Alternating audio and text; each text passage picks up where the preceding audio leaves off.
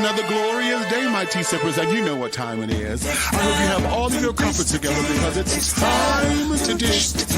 And you're dishing tea, darlings, with Big Meat.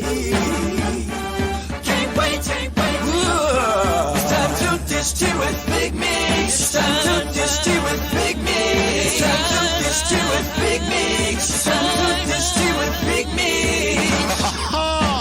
Darling. Hello.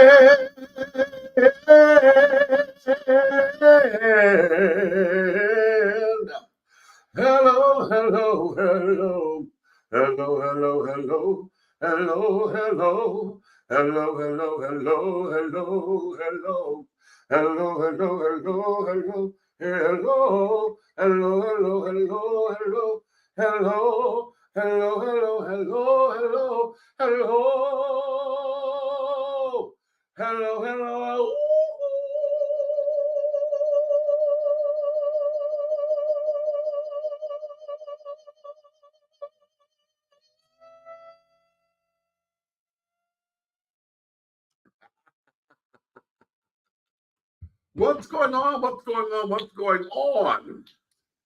To all of my tea sippers, my crumpet dunkers, my tea brewers, my pot stirrers, my tea leaf readers, my tea baggers, and last but certainly not least, my tea biscuits. What's your tea? What is your tea? It's another glorious day, my darlings. I'm sure you have all of your crumpets together because, darlings, it's time to dish tea. And you are dishing tea, dogs, with Big Meat. What's up?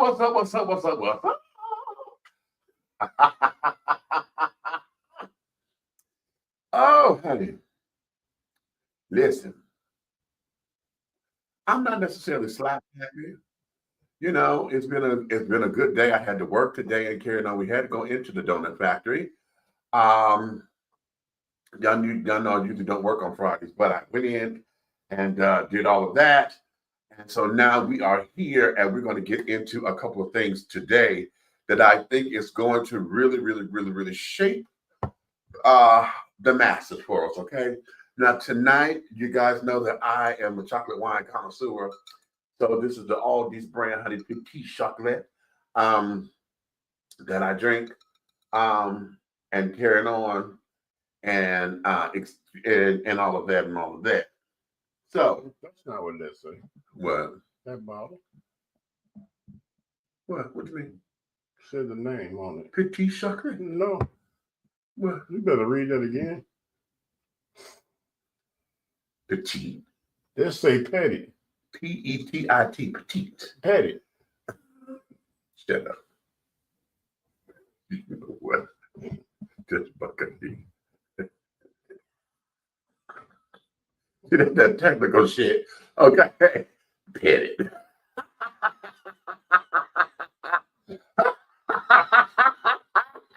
I got you to say it. Right.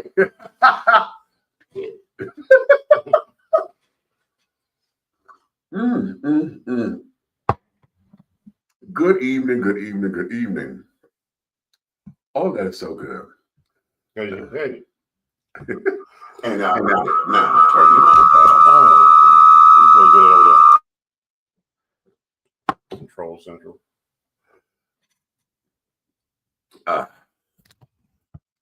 Make sure. Okay. Figaro.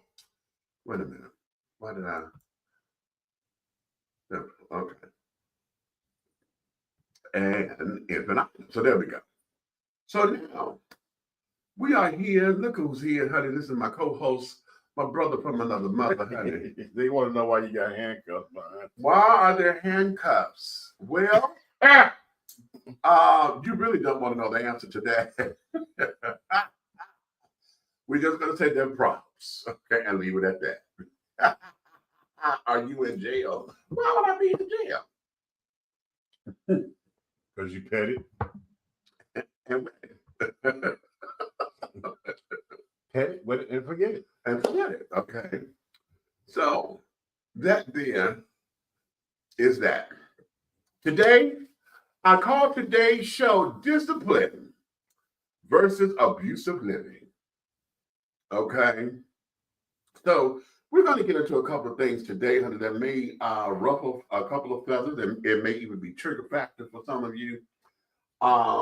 It may, but what we're hoping to do is to bring about the kinds of conversations that need to come from this particular line of questioning, this line of thought, or whatever.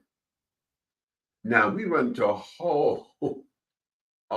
whole series, God, yesterday, of these damn parent memes where these kids doing these damn parent, they buck up on their parents and shit, and how them kids got their ass just lit. Hand it to them. And I think our most favorite one is two. It's two. Yeah. And both of them were mothers. Mm-hmm. Because it's the one, that bitch had a softball arm. And whatever that was in her hand. Yeah. Baby, she threw that motherfucker and jumped on that boy.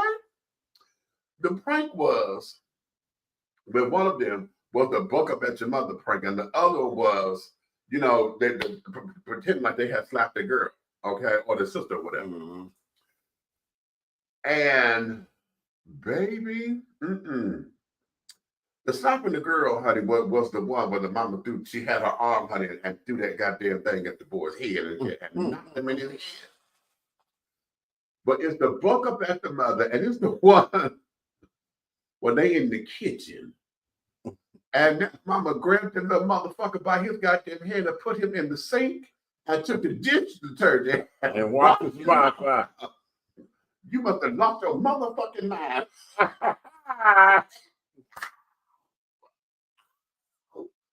Oh, we were in it crying, okay? Now, after watching those, we end up talking. It becomes this particular thing because, there's always this debate. Every generation goes through a debate where the new generation comes along, and there's always, the older generation criticizes the newer generation very severely. And we have warrant too. There's a lot of warrants for that.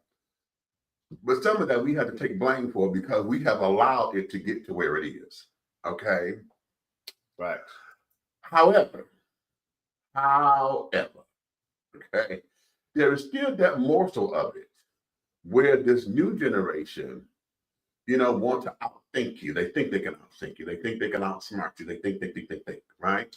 Wait a minute, I got a question with that right there before we get past that part. Okay. If Billy had to go to the library, right, or go in the basement or the study of the house and pick up a leather case encyclopedia amongst a bunch of them in order to research his information, to write what he needs out of them, to transfer to another paper in order to write the paper. And that would be the rough draft you're writing before you write the other one. Don't do it. If Billy was able to do that and still be a 4.0 student, right? Well, why the F do New Timothy, we don't call him New Timothy. Not New Timothy. Think that he hit Google and the answer come up and you smarter. That's not your information. We researched our own. Right. Okay. But again, we have to blame ourselves and take some of that for creating that stuff and allowing them to use those tools in order to not think. Right. Because one thing, the reason I'm gonna let you go after this. When I went up to a school, a high school, no doubt,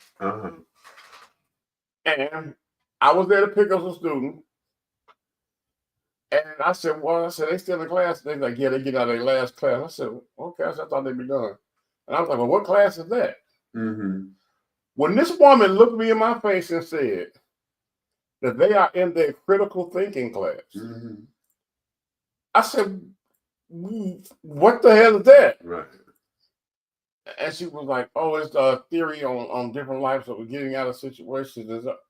Oh, well, we figured out without a class, because that didn't exist. We didn't have critical thinking. No, critical thinking existed on a college level because it was more so the curriculum of critical thinking changed because on a college level of critical thinking, you were put up like in classes where there were a myriad of outcomes or a myriad of situations. But that's where you did real mock trials, exactly, and real murder cases, exactly, and you really got down into doing the research exactly, finding out what the cases and how many cases across the United States of the world came and pertain to that. Right. For a superior court head, those type of things. Right. That is critical thinking, but not sitting here trying to figure out if Molly doggone wet the floor, should she tell everybody in the house when they bust their ass? Right. No, because see, a lot of that. Now, see, what they call it critical thinking now, it was inferences and context clues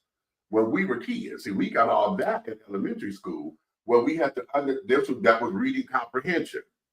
Okay. It still wasn't no damn class. It was reading comprehension, and that then was how this is where you got your reading. I'm still pissed about that.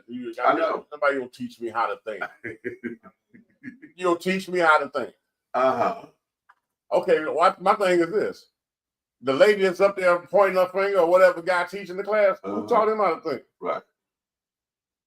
Now, to their credit, oftentimes you might have a guest on your show. I know. I'm gonna bring him in. Oftentimes, what ends up happening with the instructors is, and I audit one of these particular classes. The objective is for them to present scenarios, kind of like a what would you do, right? If, right, and it's supposed to be in that particular narrative, right? So it's an ambiguous question that supposedly have a myriad of responses and carrying on because everybody is different, and this is all different people and carrying on. What ends up happening sounds like the game Clue. Go ahead. Right, basically. Okay, but what ends up happening is instead of folks realizing or accepting that there are different answers and different this, everybody then starts to get to what is the right answer. Okay, so it becomes a whole big debate. And instead of critically thinking, everybody starts to challenge why you think that way. Okay. Right. Right. And so it becomes a whole different makeup. So the curriculum has changed a lot. What would you like to say? Well, the people who I knew who had critical thinking when I went to high school, and everything like that, those were remedial kids. Remedial? Yeah. Okay. Kids who had lesser classes. So I guess I understand why they have it, because clearly, I'm not trying to say something about nobody being behind, but I feel like if you are on like 6th grade level in the 9th grade, you might be critical thinking. Now, what does critical thinking mean to you? To me, I feel like you take a question or like take a situation, you have a bunch of different outcomes. That's technically quote unquote right answer, but like you gotta figure out your own way to get there. Okay. So now let's put this together. Now to piggyback off of that. It wasn't a remedial class because the students in there were 4.0. What I'm looking at from his answer is what I learned from that particular day. That was probably to fill in the spaces. The kids that only got 2 classes or 1 class left in their senior year. And they're trying to throw you in some shit to keep you in school a little longer. Oh, okay. Okay. Yeah. Okay, so what we used to call it bird courses. Yeah. Okay. You can just fly like this. Okay. Wash your walls 101. Right. You're right. But I want to take his answer about the remedial classes. Right. Okay. And it's interesting because that aligns with your point that you just made earlier. I don't need you to teach me how to think. Who taught me? And this, that, and the other. So in order for this to be a remedial class, in a lot of ways, that there says that, okay, something is wrong with their what I'm saying reading comprehension. They're not connecting the dots in order to think because they're used to folks doing it for them. Problem. Can we say that one more time? Problem. They're used to folks doing it for them. See, a lot of that comes from those spoiled ass little kids. You remember the songs?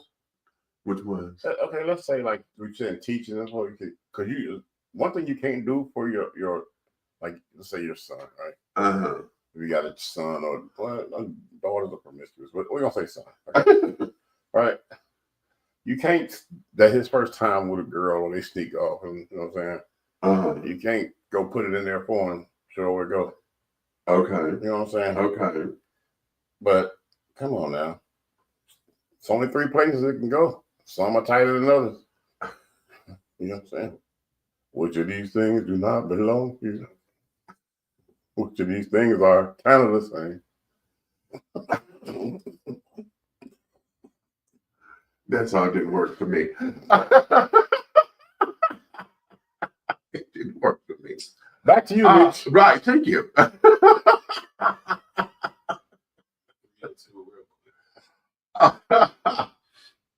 So, a lot of times when we talk about critical thinking and in this particular regard, you know, we are in a space where folks are wanting folks to do shit for them. Okay, now let's bring this on back to what we're talking about. Today, the whole idea that we're talking about, discipline versus abusive living, is the idea that a lot of this generation, and maybe some of ours too, believe that discipline or they mistake discipline for terrible life. Oh, I had a terrible life. You don't know the struggle I've been through, and blah blah blah blah. Could you believe there were 6 classes? Okay. And when we think about that, when Red and I were talking, I said, I said, bitch, wait a minute, that's another fucking show of topic, because oftentimes when you go down the line and listen to people and they hear their stories, you know, and we hear about bad parenting and this, that, and the other. Yes, okay, if you got your ass whooped, you got your ass whooped. Now, the reason why child abuse laws exist is because we did have those parents who were out of control. All right. They did not An ass know. whooping and a cigarette burn is not the same thing. Okay. You don't discipline the child or whatever, but putting cigarettes out. Their ass with a hanger. Okay, a wire. No more wire hangers. Christina, get out of that bed. I find you beautiful cows and I'll drink them. Precious, come in here and eat the. Right. Okay. Precious. Okay. So we know, a lot of us know what abuse is. Okay. Exactly. However, push your kid down the steps, you know what I'm saying? Right. Okay. You know, you don't push them down the steps. You Right. bump them, they might fall. Right. Critical thinking. But what happens is there is this thing where we now have allowed, we got people in our heads and everybody trying to tell you how to raise your kids. And because we have all these child laws or whatever, now we empower children to the point of these little bastards got nerve to sit there and tell you they're going to call the cops or call DFACT or whatever. I want you to. And this, that, and the other. And, you know, when it comes down to discipline, the states are now telling you, I can't spank my kids or this, that, and the other. And I can, baby. Well, that's not true in Georgia. Did you believe in Georgia that they still on the books have a law called the black belt law? Come on now. You can only use a black leather belt to discipline your child. Not abuse your child, discipline your child. Right. And it's a law and it's written in the books. So run tell that with y'all soft ass. Okay. Okay. Now wait a minute. I'm gonna look that up. Hold on, because I need my research department, honey. I need y'all on this. Black belt. But I want to read it.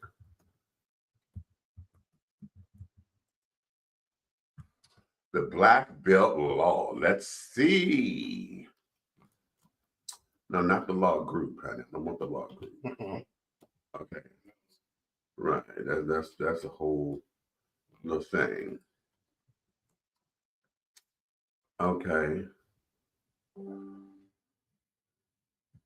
Let me say in Georgia. Because they keep coming. Yeah, they must got some good money. Okay. Ha, here we go. Got it. The black belt law in Georgia, most commonly referred to as the state's mandatory seatbelt law. No. Okay, wait a minute. I don't want that one. These are seatbelts. You know, all that seatbelts.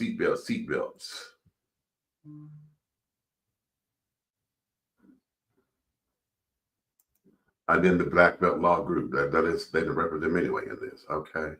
Okay. You ready? Go ahead, you found it. In Georgia, while parents generally have leeway in discipline, excessive or abusive physical punishment is illegal under the child cruelty laws. He says, but the state also allows, check this out, school administrators to administer, wait a minute, school administered corporal punishment if parents opt in. Oh, They mean they can get written permission. Yeah, they got to get written permission. Via a signed waiver.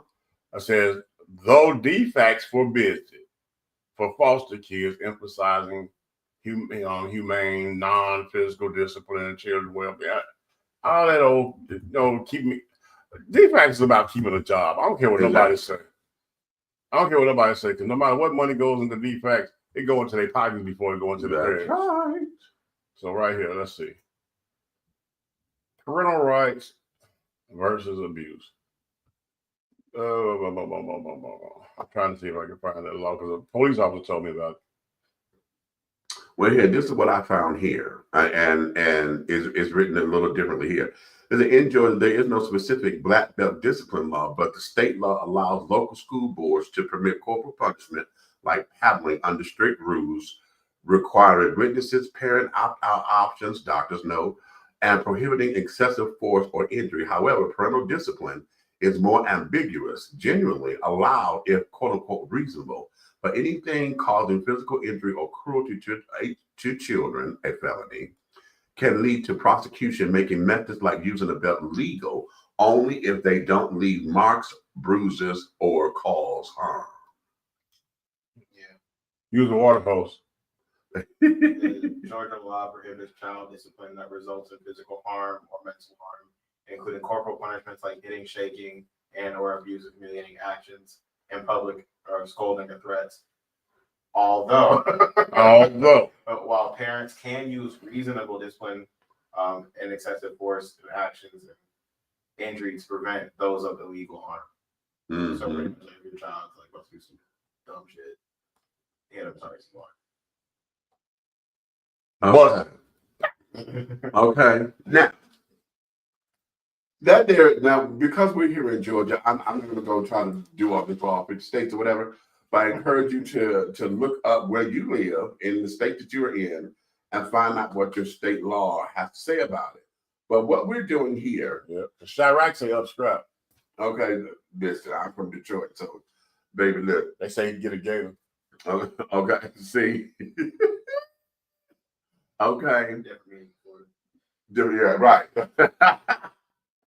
So what we have to do is now apply this to today's theory, okay, and today's talk, because a lot of us, and like I said, there's always the battle, and it's a battle of ages, it's a battle of generations when it comes down to what it is, okay? And a lot of times you will find generation like this new generation, they pussies. They would not have lasted at all during the time that we were hell no kids. But I say that, but it's our fault. It's our fault because Red now are like the last generation of what we know to be civil. Okay. We are the last generation of corporal punishment in schools. Because you didn't need no note then. No. You didn't need no No. damn permission from your mom. No, hell no. You cut up shit that everybody had a wooden paddle. They had holes in it. Okay. Yes, Lord. Suck that ass. Okay. Watch your mouth. What? I just said to suck that ass, honey. But okay. No. We. Go ahead. Go ahead and pet it. Right. Thank you for your permission, honey. That's the name of that wine. Pet it. PT. Okay. But this generation could not stand, especially now that everything is about calling defect or calling somebody, you know, or folks trying to tell you not to hit your kids in public. Say, I'm from the school of you get your ass toe up where you cut up. Okay, you want to cut up in the motherfucking store out the Bay and B. There was no, oh, we gonna wait till your daddy get home. That was white folks shit. Okay.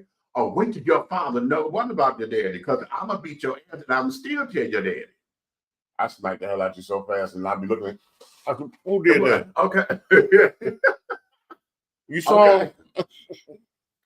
So, that is what is a lot of that, but a lot of that is our fault because we did not carry over some of these quote unquote traditions. A lot of us grew up and the whole idea of I don't want my kids going through what I went through when I was a child. I want better for my kids. Bullshit. Okay. So in that, you know, we so busy wanting our kids to be our fucking friends. Okay. Problem. You and you treat them as such. Okay, they call you by your first fucking name, honey. They can say any and anything around you, buy you, for you, and carry on. You want to sit down and smoke weed with your kids. Problem. Okay, have cocktails with your kids. But you giving a minor, you know, that's why. Whoo. Now, let me add a minor smoking and drinking. Yes. Because they at home. Because they're at home. Under the guise of, you call it good parenting because you say, well, I would rather do it around me so I could teach them the right way to do it and I could see if it go wrong versus them being in the street and they get some bad shit. Bitch, how the fuck am I supposed to trust your shit? So I tell you what, this is my advice. Yeah. If Lil Jimmy is pimping in the playground. Ooh, not pimping in the playground. You tell him to bring the little hussy home. Ooh. As long as he pimping in front of you, you can guide him and see if he's doing it the right way. The right way. All right. Okay. It works. How about that?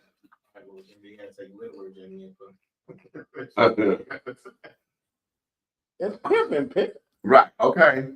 So we are under that guise.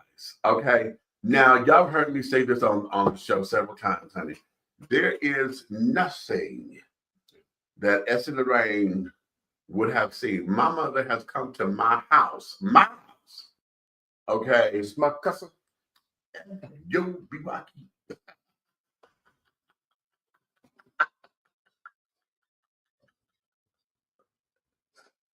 Oh, that's still funny.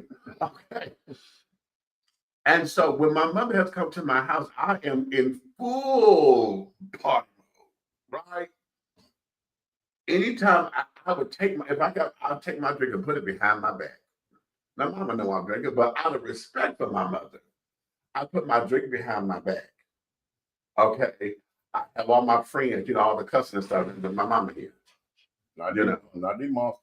And carrying on, you know, my mama here. But not these monsters. You know, and this and that. It's always that.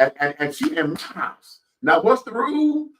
In my house, you do as I say. When you get your own shit, you know, you do you and your shit. But my mother came to my house. I could have easily stood up there and said, Mama, but you in my house, my rules, right? But out of respect for my mother. Essie Lorraine was stolen on you. But you know what? Listen. You be like that old video. I can't even fuck with that. I can't even fuck with that at all. Okay. The whole utterance of that coming out of my mouth with me in my house, I'd have picked myself up off the floor. Well, I told you how I got that broom on my back. okay, I would have picked myself up off the floor in my house. Okay. However, what we have failed to do with the younger generation is, number one, teach them why that was important or why it was what it was. See, right now, we would get to discussion. We would get, and my nephew right here, he had this discussion. And he said how he felt or whatever thing, but I had to bring him back to something. He still don't believe it. Okay, and don't want to believe it, and that's fine, because that's his option. However, I had to bring him back to, look, you just got here to where you are. Bitch, I've been there. I have been where you are. And now you trying to act like you smarter than me because you here? Nigga, what the fuck is wrong with you?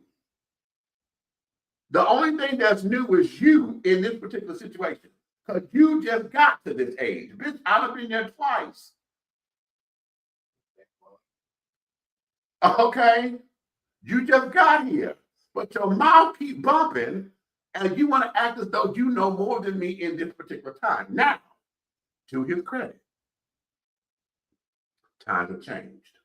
We are now in this whole Google shit, which we're going to talk about AI and ChatGPT. This is going to be fun. Okay. We're in this particular area.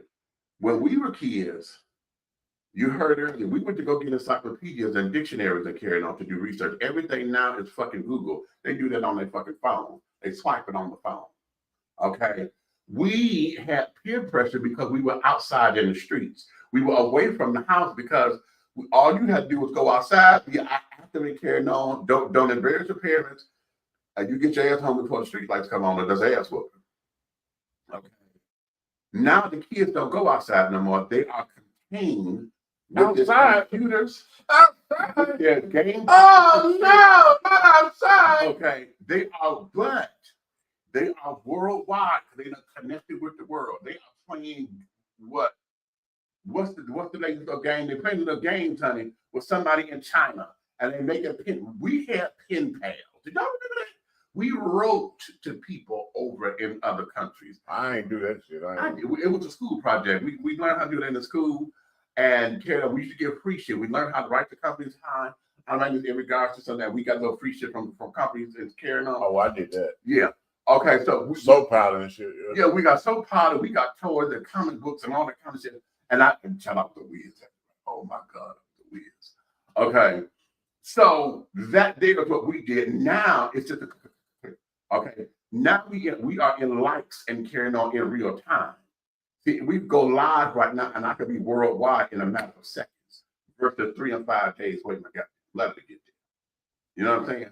So to his credit, his time and in his world, the world is what it is. Right now, everything is right here and right now.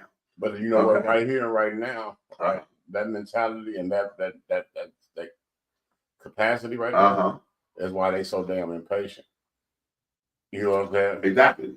Exactly. Patience builds character. Yeah. And you're able to, you know what I'm saying? Exactly. If you're able to sit back, if you know, say you get in a situation mm-hmm. after doing different things in your life where you had to wait for the result, right? You get in a situation and it's a time-consuming situation. Mm-hmm. You're not bothered by it, right?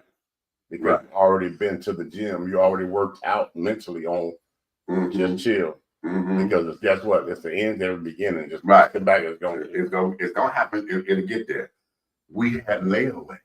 How many of y'all remember layaway? Yeah. Okay. It's called Klarna and the Furnace. Get out of my head. Yes. Oh, it's so big. Okay. Oh, fuck you.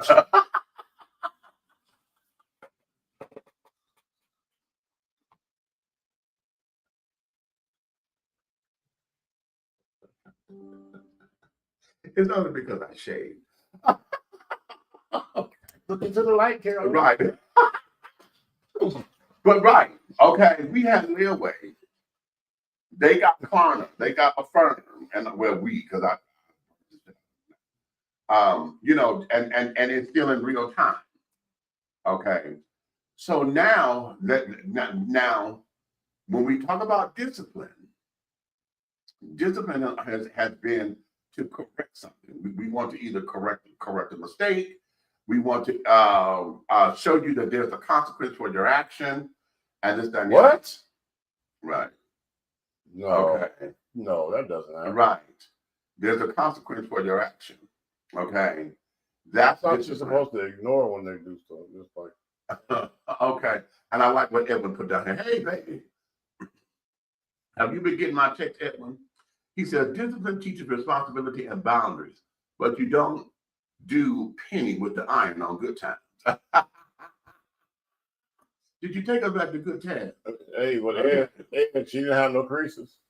I'm a beach. You know what? No, she didn't have no creases, but damn it, that didn't last. How did she?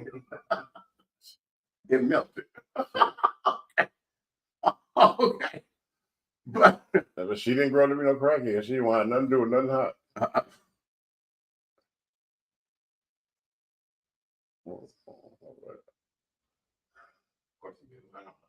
That was one of those intellectual ones. You got to be quick. You got to be quick to get that. I'm sorry.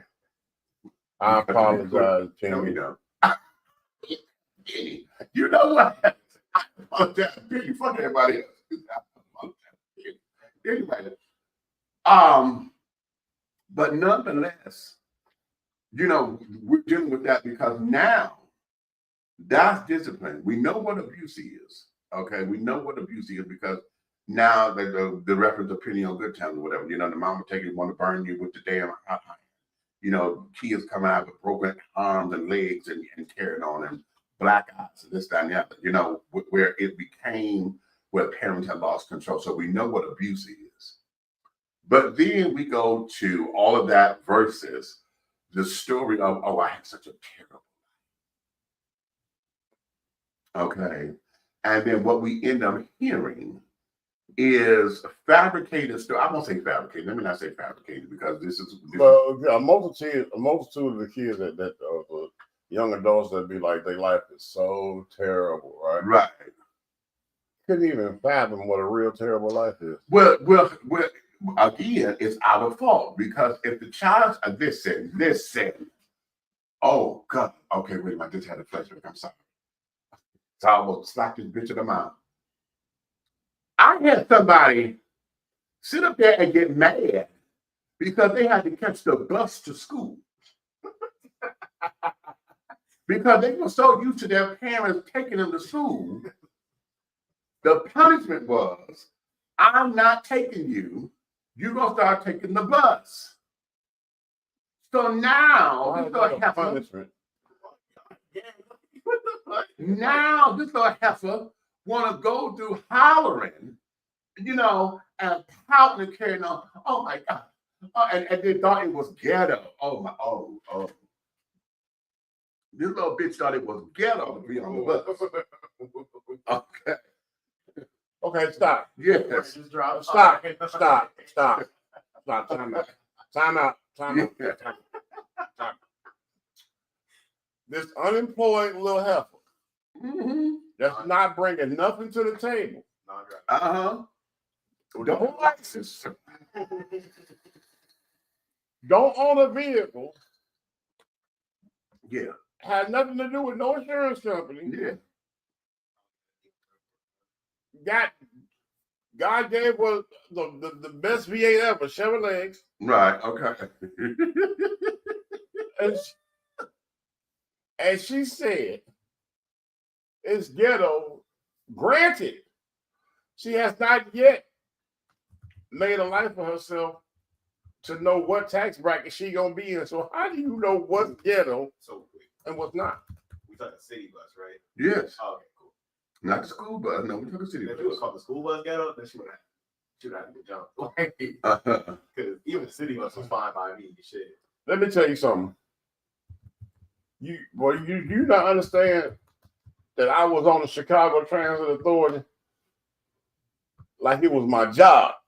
Exactly. Did I complain? No. Because we all going the same way and all end up on the same bus stop kicking it. We take over a bus. Hello. Okay. Now listen. Ghetto. Call it ghetto, baby. I'd have kicked out Bobby socks. Okay.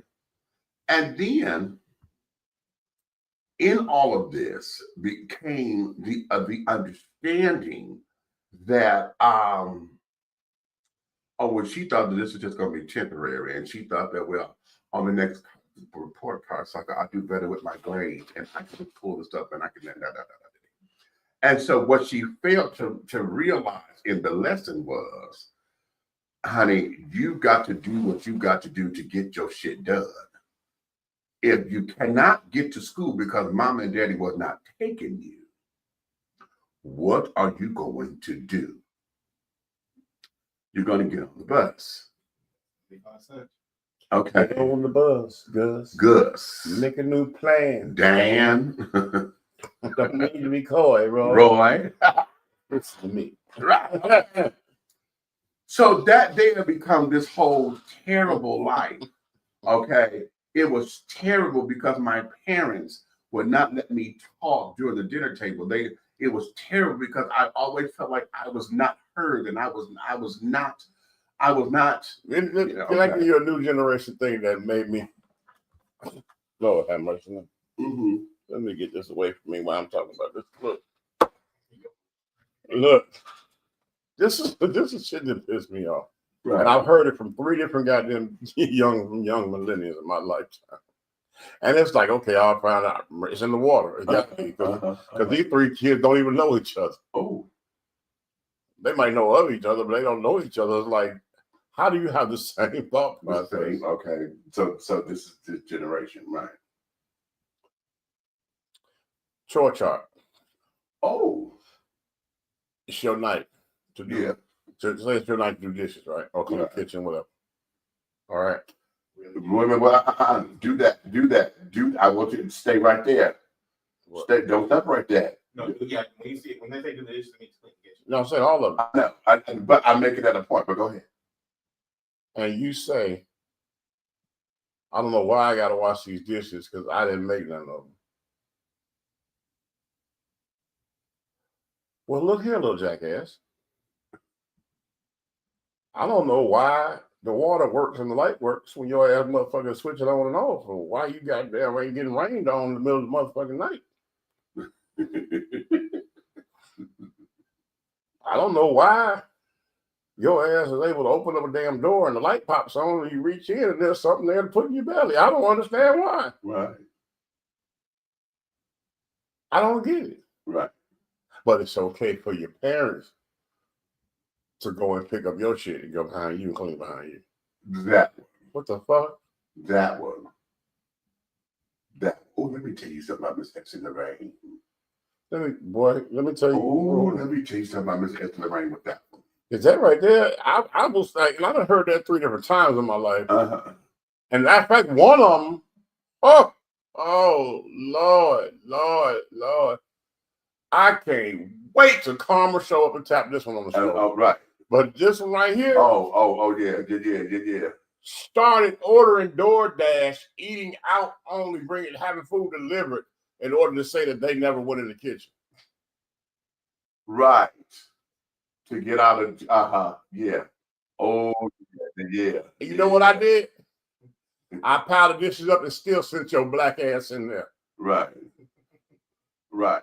Didn't work out for you, but you broke his hell paying all them delivery fees. How about that?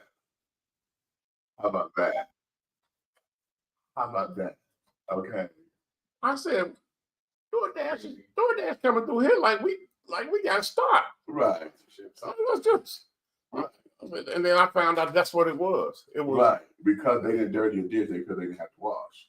Right. I didn't have no dishes. And then, but then again, but that was. How about this one? Because it's still on that, but it is the whole idea of where you said the rule of the house is you clean up as you go along. So how come you didn't clean up your dishes? You're the parent. You see this just like I see it. How come you didn't do it? But you want me to do it. I tapped that once. Oh, was you speaking through the wire like 50 Cent after that? You should have been 50 Cent. You should have been like, I'm gonna say it again. Okay. What do you say what me for? I tried that once. Okay. And what saved me was the fact that my mother had self-control.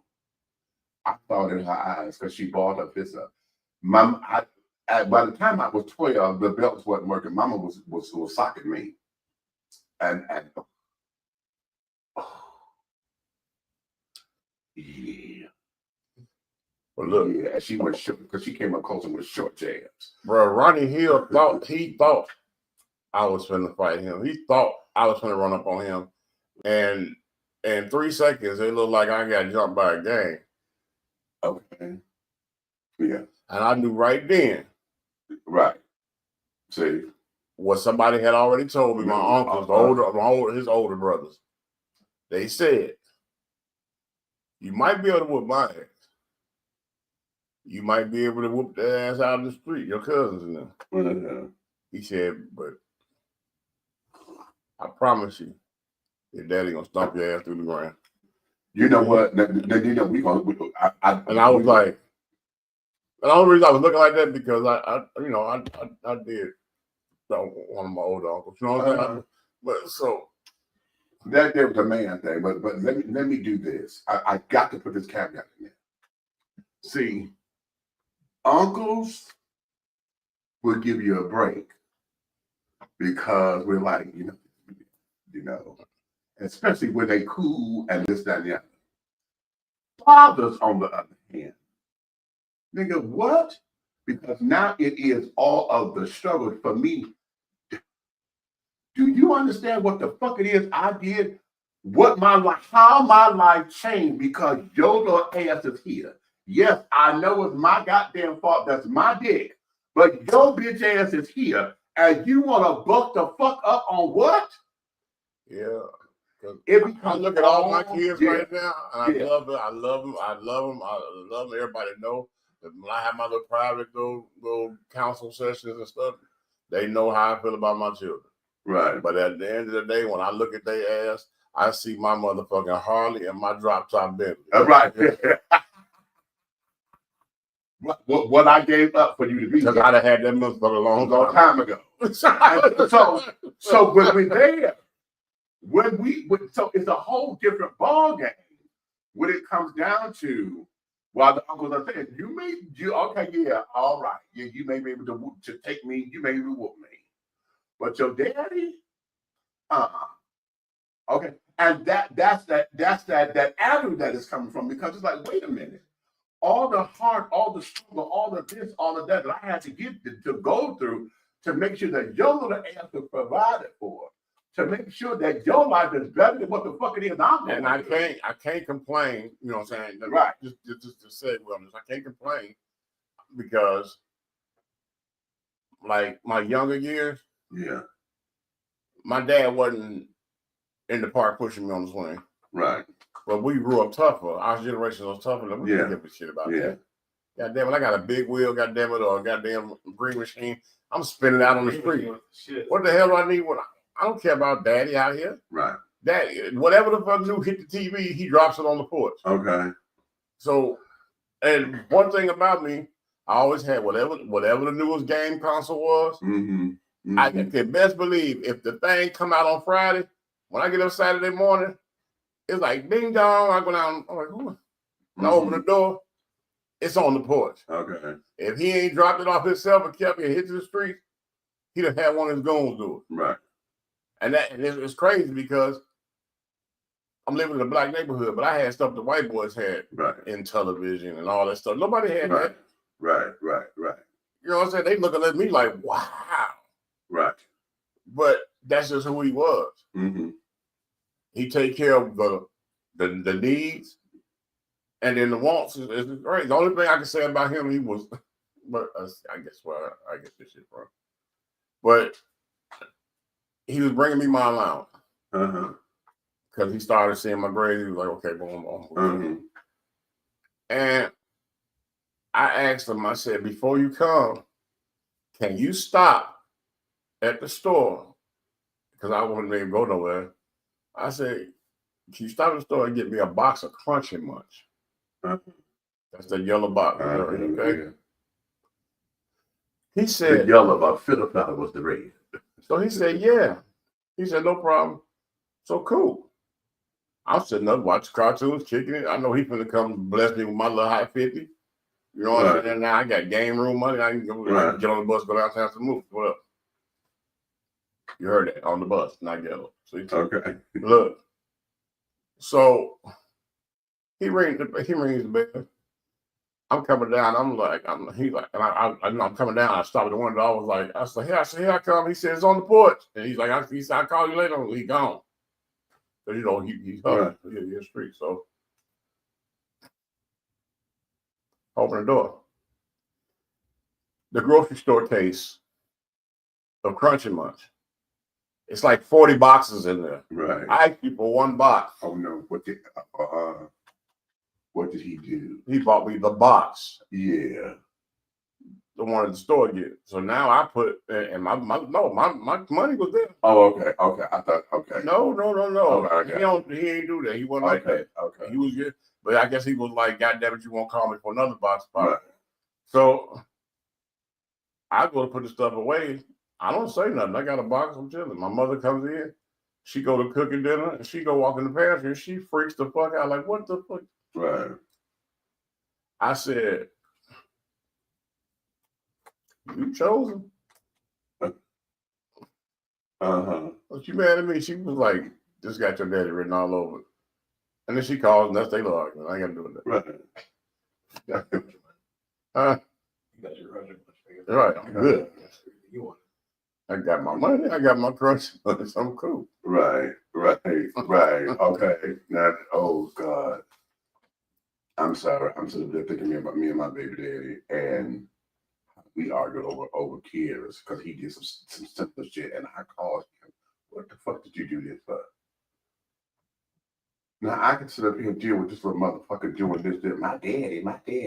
Why did you do this like this? Oh, never mind. I'm sorry.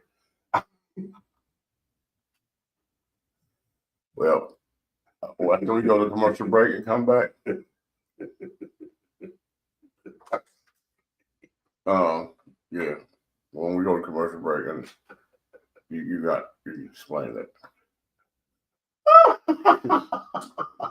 No. It's an easy explanation. No. No. Let them breathe. Just let them breathe. Okay, I'll follow their lead. I will follow. Wait a minute, we'll take a little commercial, but I'll do a little one. He said no. What? We'll be right. How you all doing? My name is Jason Panner and I'm the CEO and founder of B Condoms. Today I'm going to show you what it means to have the largest condom on the US market. As we can see, I have one of our Platinum XL B condoms in hand and I have a ruler right there. The ruler is about 18 inches, right?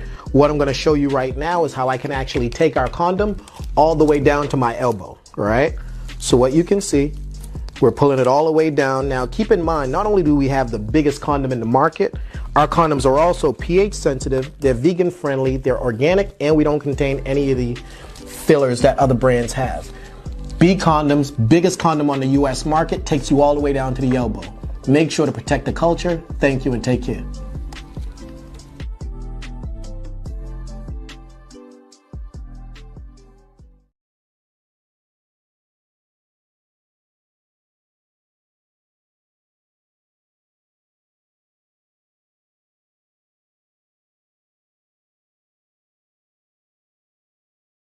Welcome to Alo Nana.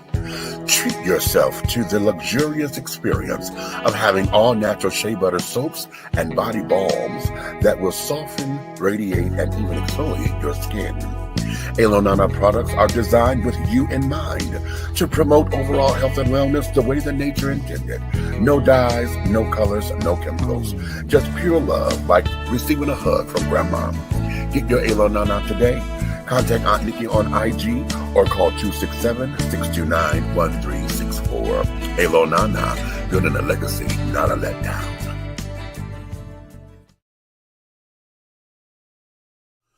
Angelo Ellerby, the Henry Higgins of hip-hop, is the founder, president, and CEO of Double Exposure Media Relations.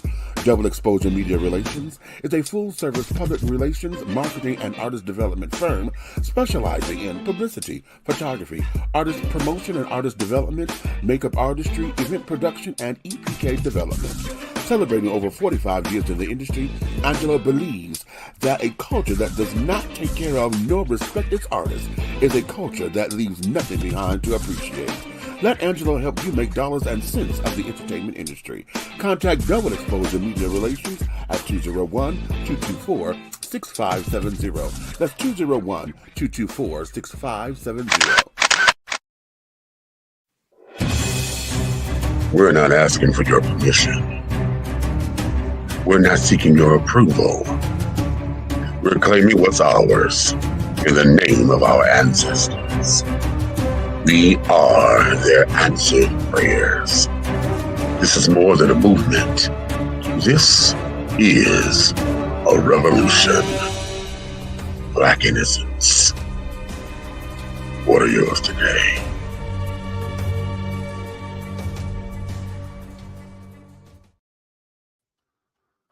Oh, okay, my darling. We are back, honey. I had to sit down and play, do a tutoring session real quick.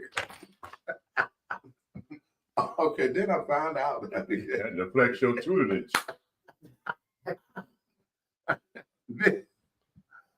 I found out Taco Bell has a gay menu, honey. I did not realize that. Okay. So, Do you like hard or soft?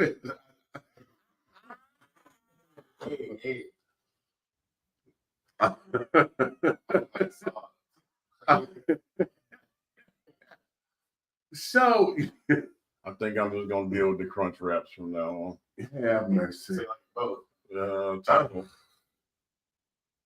Chimichanga for me, honey. Of course. Of course. On enchilada. Okay. You have a lot of whatever you Okay, want. chicken enchilada. Yeah, that'll be cute. They don't even have that. What? Taco Bell we're talking about, not some idea. Oh, wait a minute. Put the fucking chalupa. Yeah, they probably You forget they fired the dog because he really wasn't Mexican. I never thought about it. Realize. Oh, good evening. They Good hired evening. the white. The commercial. Right. Hello. It was. So now we're back. Wait a minute, I'm bring Red in a minute because he's doing something else. We are back and we're still talking about this whole idea of the discipline versus abusive living. And I know I knew this onion was going to be this way because when we get into talking about the differences between abuse and discipline and my generation versus the younger generation here, I knew this was going to be a little convoluted because when we get into the nuances of it, it then starts to unfold and unravel and the onion starts to bloom on its own. But in the same instance, when we're talking about discipline and folks feeling as though they had such a terrible life because they don't know exactly what necessarily discipline is. And I'm saying it that way because a lot of times the discipline has changed over the years. Let me I'll label it that way. Discipline has changed over the years to where our generation complained about these kids being soft and don't know what it is to be rugged or whatever. But we did that. We did that, allowing you got the cops up there telling us that we can't spank our kids and stuff anymore. You got neighbors in there that want to be the quote unquote Karens that want to call the cops every time you act like you yell at the kids or whatever. Oh no, we got some psychologists or psychiatrists sitting up there trying to tell you, oh well, your children have feelings and their feelings need to be acknowledged. And if you don't acknowledge the child, Why did you start talking like that? Go ahead. because that's how they say it. children do have feelings and they have to be acknowledged. And if you don't acknowledge the child's feelings, they can grow up and they can and they will internalize a lot of those feelings, and it can then prove to be a non-productive citizen, and it can prove to be a non-productive person, and then this can have consequential consequences. Right. Didn't John Wayne Gacy have a master's degree? How about that? Okay. Okay. So we end up dealing with that. And so now then you get these little smart ass kids. See, the precocious ones that was those like me 2.0 that stood up there and found a way to exploit that shit. Because now they sit up there and say, oh, here we go. This is where those who sit up there and think that they're smarter than you end up trying to top you. And they sit up there and they're like, well, you can't do that because if you do, I can call. Go ahead. Call. Okay. And I, and such, And so, back when we were kids, I did this to my mother. I called my grandma. Oh, mama. Okay. I called my grandmother on my mama. I said, Grandma, come over here and give mama a whooping. Because she won't let me such and so, right? I forgot what it was I wanted. And my grandma said, well, we know you didn't want to live. Go ahead. All right, okay. And my grandma said, baby, mama snatched the phone and mama here call you back.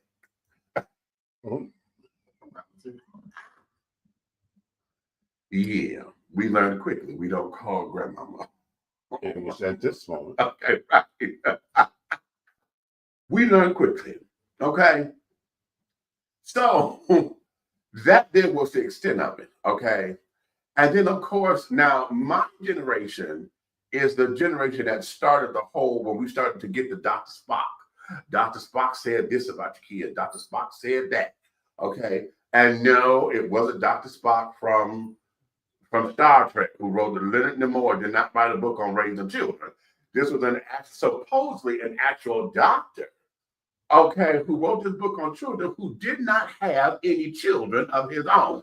Always the problem. Go ahead. Okay, trying to tell everybody, done been on all the talk shows and shit. This motherfucker became the goddamn authority on raising kids and ain't got a child. Okay? At the time. I don't know what he is now. So now we got these particular people trying to tell us how to raise our kids. Then, of course, we got the welfare system trying to sit there and tell you this, and this. Then you got the police sitting up there telling you, well, if you don't do this, then we're going to end up having them in jail because they're going to end up either locked up or dead and carrying on. Then my generation is the crack generation, honey.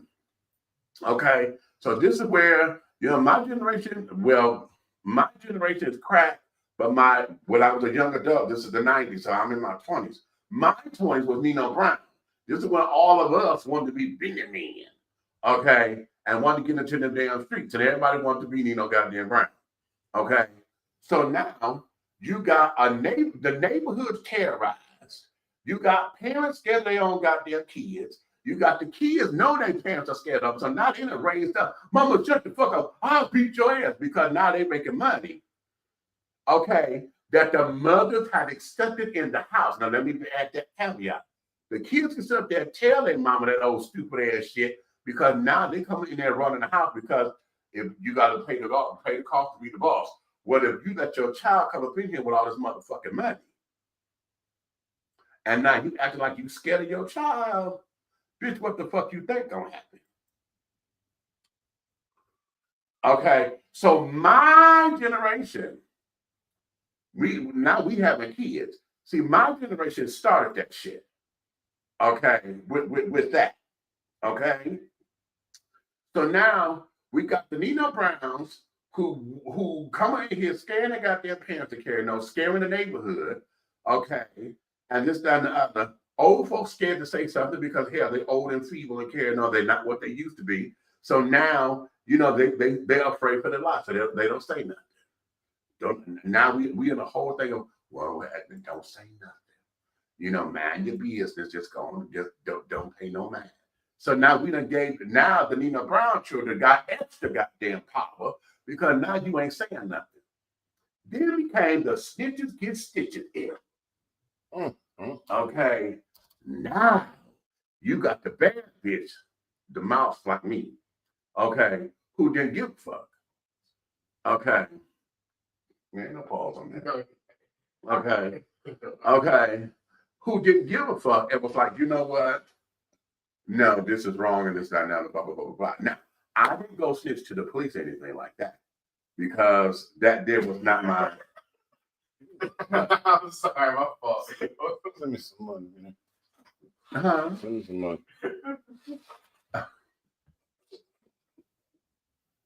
Where's my phone? I had to find my phone. And my phone, it should be on top of my bed. Okay, back to the police where you Right. want to talk to them. No, I didn't do all that. And the reason why I didn't, because number one, the jails were too crowded. Number two, I didn't necessarily believe in telling like that. But I did not want anybody to sit there and think they could just punk us out all the goddamn time. Now, I'm also the generation where the guns and things started to become very heavy.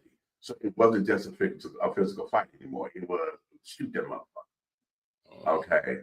So that was one thing that kept my mouth closed because it's like, okay, they're not gonna fight, they're gonna shoot first. And then because I'm a man of size, you know, it was, and I had folks my size or bigger tell me, no, I'm not fighting you, you too goddamn big. I'll shoot you first.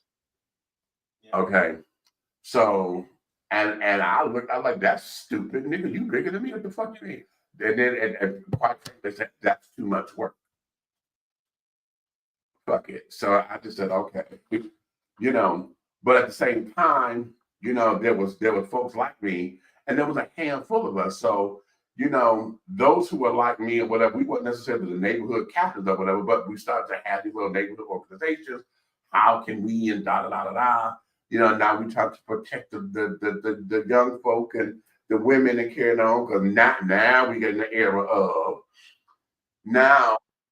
At the same time all this is going on, came this goddamn gangster rap shit, and I swear to God, the video vixens, because I swear to you, I am still pissed, and I shouldn't be, because the bitch was there in the video. But that video, I don't know what song it was, but that motherfucker took their credit card and ran it down that bitch's ass. You ain't never done it or no? Don't look at me, I'm sorry. I got some word shit, bro. I remember I gave one $1 on her breast, and she gave me 4 quarters back out of her vagina. Oh, you told me that's cool though. I don't care. That's cool as fuck. It gives change back. A dispense pussy, bro. A dispense pussy, bro. That's crazy as hell.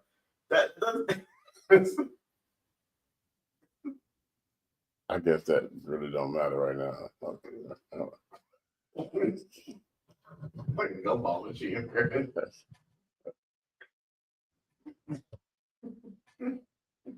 Did you know it still said clink clink when it fell down too?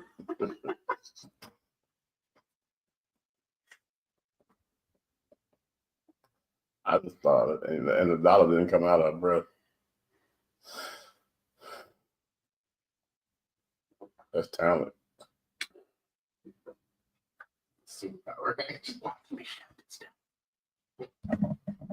Because, you know, I sit up there, watch the guy sit up there, he put his leg back, and took a flare and lit that flare in his ass. He put it in his ass and lit the flare, and then everything went up like that, and we all went up and stood up there and popped popcorn.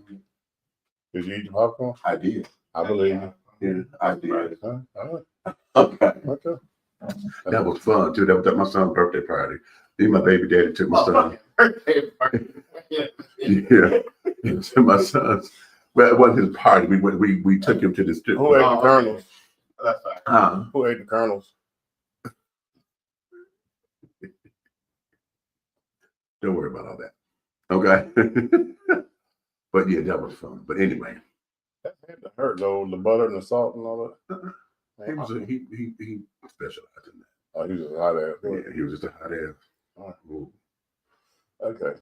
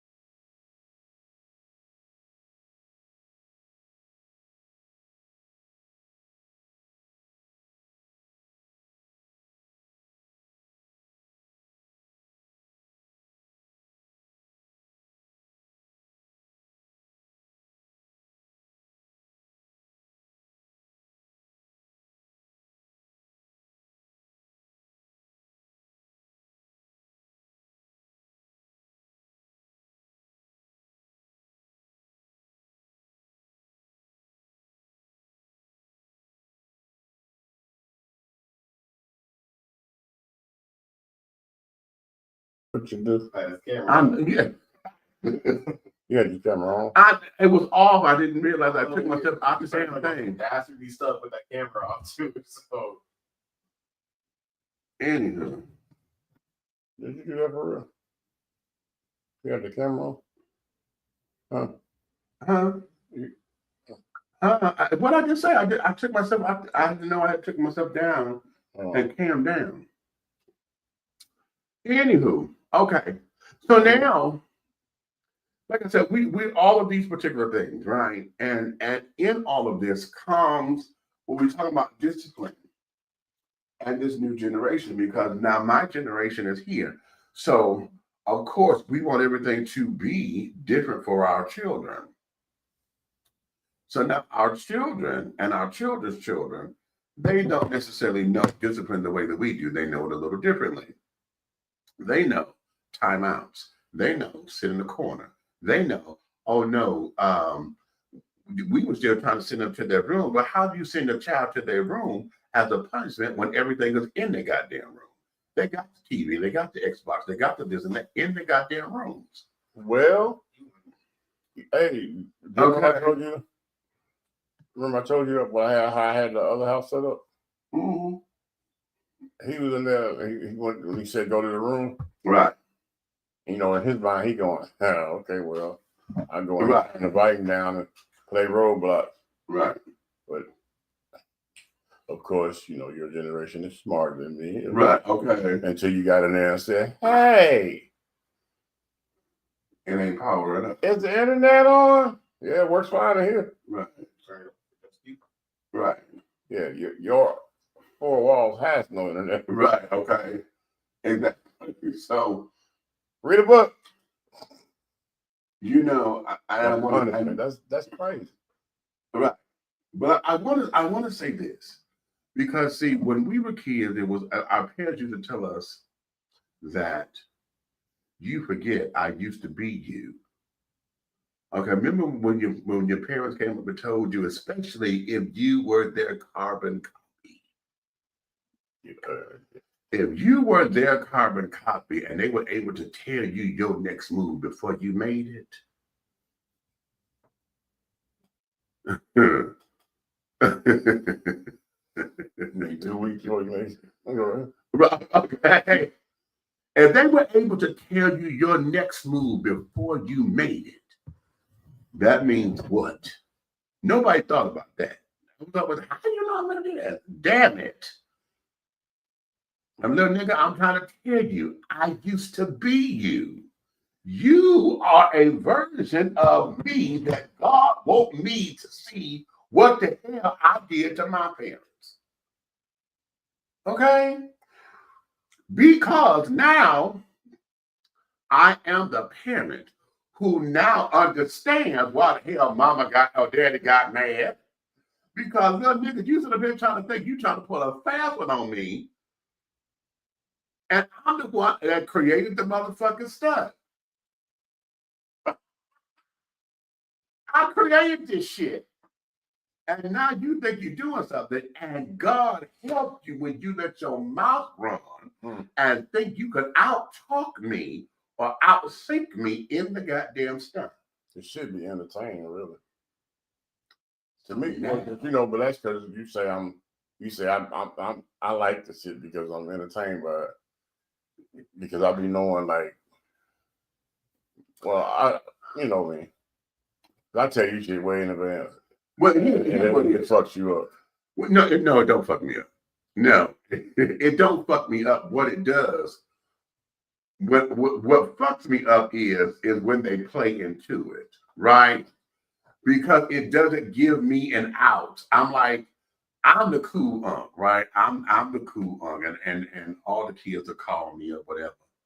Even with my, my sister's kids and Velvet, with the whole thing. Okay, right, okay. I'll sit back. I'm like, they will call, crazy, this, that, and other. I'm sitting up here trying to be, the voice of reason. I'm the one they call, because they can talk to me, they feel they can trust me. And they know that I'm not going to be the parental voice like that. I'm the one that, Okay, let's talk about it. Let's dissect it. I'm going to take you at your word. Okay? I'm going to take you at your word. But God help you if I find out you lied to me. Ah! It is one thing to lie to your parents, and I'm trying to save you an ass whooping. But goddamn it, if I find out you lied to me when you didn't have to, that's going to be hell to pay. Because now you got to build your trust with me all over again. You got to build that. Okay. I had one nephew who when my mom passed, I had to squash my beef with him. Oh boy, you was ready to fight. Good. He was ready to fight. You or somebody. He probably was on an airplane like this. No, with my daughter's baby son. My daughter, my sister, but they were my kids. Well, her youngest, this little motherfucker really don't know who I am. And in all the sense of it, he said, well, hell, you wasn't here with me. You wasn't in the same house with me. You don't know me. I said, you know what? Okay, since you want to go there, little bitch, I'll tell you this. You better ask your mama who the fuck I am. I used to beat her ass, your auntie's ass, and your uncle's ass before you came along. Okay? And since you want to take this tone, my sister want to fuck him up, right? You know what I'm talking about. I said, no, let him get that out of his system, baby. Because he's been waiting on this. This is his moment. This is his moment. Let him have this motherfucker. I said, now you know what this means, don't you? I said, on site, nigga. On motherfucking site. I don't give a fuck what. We could be in the church. We could be in the synagogue. We could be in the goddamn rap concert. When I see you, when I motherfucking see you, I am beating your ass. What saved him is the fact my mama died. And so the next time I saw him, I had to go, we had to go take care of that. And I called him in the room. He came and he went, yes, sir. Everything in me was stirring, baby. I ready to get the fuck up. But I knew I was not. Now, to be fair, I was not in the right headspace for that ass whooping because I'm thinking about my mama. That wasn't on him. So I had to tell him, how the fuck you mother not going? We gonna squash this because we got bigger fish to fry. Okay. And we all dealing with something. But the next time you feel motherfucking froggish and forget your motherfucking place in this family, I am the eldest child of all of them. You will never take that tone of voice with me again. As long as you stay black, as long as you are male, you will never take that motherfucking tone of voice with me again. Are we clear? Yes, sir. I said, I don't hear you, motherfucker. I need all the neighbors to understand who the fuck I am. Do you hear what the fuck I told you? Yes, sir. Mm-hmm. You gonna do nothing.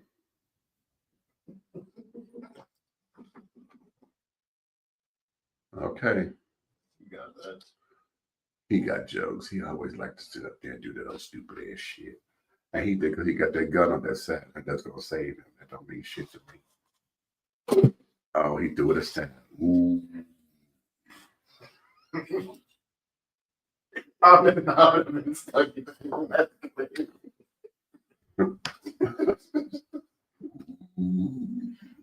Make sure that wasn't a factor. Okay, good. It don't have to be. That's the way. Did I flinch? You did. That was a head talk, bitch. I fucked my head back. Anywho. It went like this.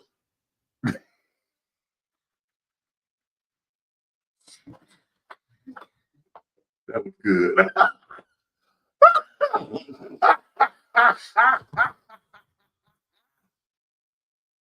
That was good. But all of that, y'all, is about this generation and how we have to take some responsibility in that, because we have allowed this generation. We taught them what they're doing. We gave them the tools for that, because we didn't nip it in the bud in the beginning. We let outside entities come in with our parenting. We were trying to outsmart our parents and try to do things a little differently than what our parents did to us. And if it ain't broke, don't fix it. Okay. And in between all that, then we have allowed our children.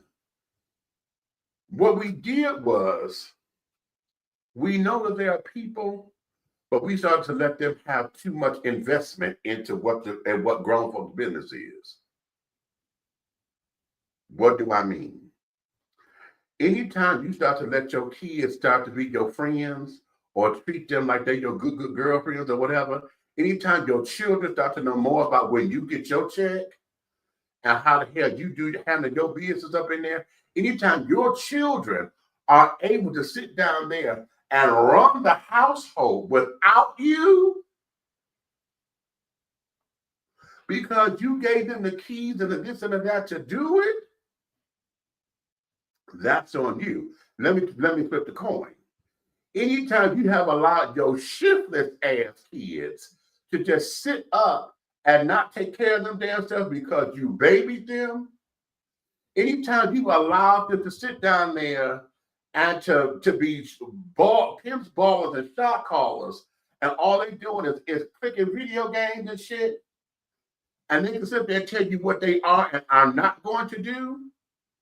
Anytime they can sit down there and you tell them to do something, they gonna tell you when they gonna do it, and you don't put that in check right then, bitch, that's on you. There is no way a child should sit up there and tell you in your house, oh yeah, I'll do it when I feel like it. Or I'm gonna do it with what? Your job, nigga, is to do what the fuck it is I tell you to do when I say do it. Well, the problem here, Meech, is you mind if I step in? Oh, go right ahead, please. Well, thank you. Look, the problem right here is you gotta stop asking these bastards to do stuff and try to tell them. That's the problem right there. And it's crazy because I recently had this conversation with a friend of yours. You know, a new friend of yours that you met on the road trip. Okay. And she said, do you have to ask an MFer to eat? And I said, no. She said, okay. Stop asking MFers to do stuff and start telling. Well, yeah. Yeah. Yeah. Yeah. And here's the dynamic to that. And this is why this is significant. At least this is my theory. Let me stop acting like I'm. Well, come on, theory. Okay. My theory on that is, for so long, the whole idea has been, the consequence is the yelling, the matter-of-factly. You know what I'm saying? For too long, there has never been a consequence behind the action. So if all I know you're going to do is huff and puff, and there's no consequence, oh, she don't mean that. You know what I'm saying? Oh, she just talking because I got on her nerves. I'll smooth things over. I'll go buy a Kit Kat, her favorite candy bar, and so she'll be all right. Nope, that's not gonna work. You know, and it becomes that, right? And as long as I can sit there and make them laugh or kiki a little bit, we good. We're not. Okay, we good. We're not. And and that becomes the pattern. And so when we deal with that, or how about this? Because I'm guilty of this. You huff and puff, and say what you're not gonna do, but you do it anyway. God damn, I'm so sick and tired of doing this motherfucking bullshit. I done told you I'm not cooking you no goddamn dinner right about now, but then you finna go up in here. What, you hungry? Damn it, I said I wasn't gonna cook this goddamn chicken when I'm hungry too. So shit, the fuck it is. You know, it becomes that. And so it's like, oh, I'll wait you out. That's why I have a problem You know? when people are raising kids and then the younger kids, Yeah. you whoop their ass and then pet them. Right. That's why they grow up. Yeah, That's why they screwed up right there. Yep. Yeah. From young adults, young teenagers, and grown. That's why they messed up right there. Yeah. They like, you done cracked him up real good. Now you want to pet him. Now you're like, oh, come here, baby. What did I you didn't learn? mean to do that. No, that's the fuck I did. You didn't learn nothing. You didn't learn shit. Because our generation, when you got your ass over, then it became, okay, then what did we learn from this? Yep. What did you learn from this? And you gotta remember, some of them was you get cracked up and you still grounded. Okay, can we go there? Can we talk about that? Because you think you get cracked up and it's and that over. was gonna be over. No, It's cracked up in 30 days. And see, we're talking about discipline and consequences. What's that? You get your ass whooped, and then there's another consequence on top of it. I told y'all this before. My mother sat up and turned the telephone off for the entire summer. Because she knows I'm going to tell me in that phone how I would burn that phone. It was my fault, though, because let me tell you, I told y'all this before. Y'all remember when Sprint and all them came out? They had the Sprint cards. Maybe we could do them with Sprint cards and make all the goddamn long distance calls and da-da-da-da-da-da. Well, what our stupid asses didn't realize was if you did not pay the bill, they tacked the charges onto your phone bill. I'm calling, I had a boyfriend in Toledo, and so I'm calling Toledo damn near 2 or 3 times a day. Right? Them damn phone bills was coming in at $500 motherfucking dollars.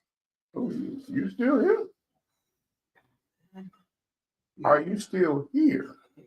By the grace of God. Because that's rent back then. By the grace of God. So Miss Esther Lorraine sit up there, but I tell you, we got it. Ooh, and I had to tread lightly. I had to tread lightly because I knew it was me. However, because my mother was hollering, you know, I'm one of them special children. I don't like that, right? However, I had to tread lightly because my mother had hit that tone. There's a tone that she get where I knew that fist was coming next. If I uttered a syllable, I knew that fist was coming.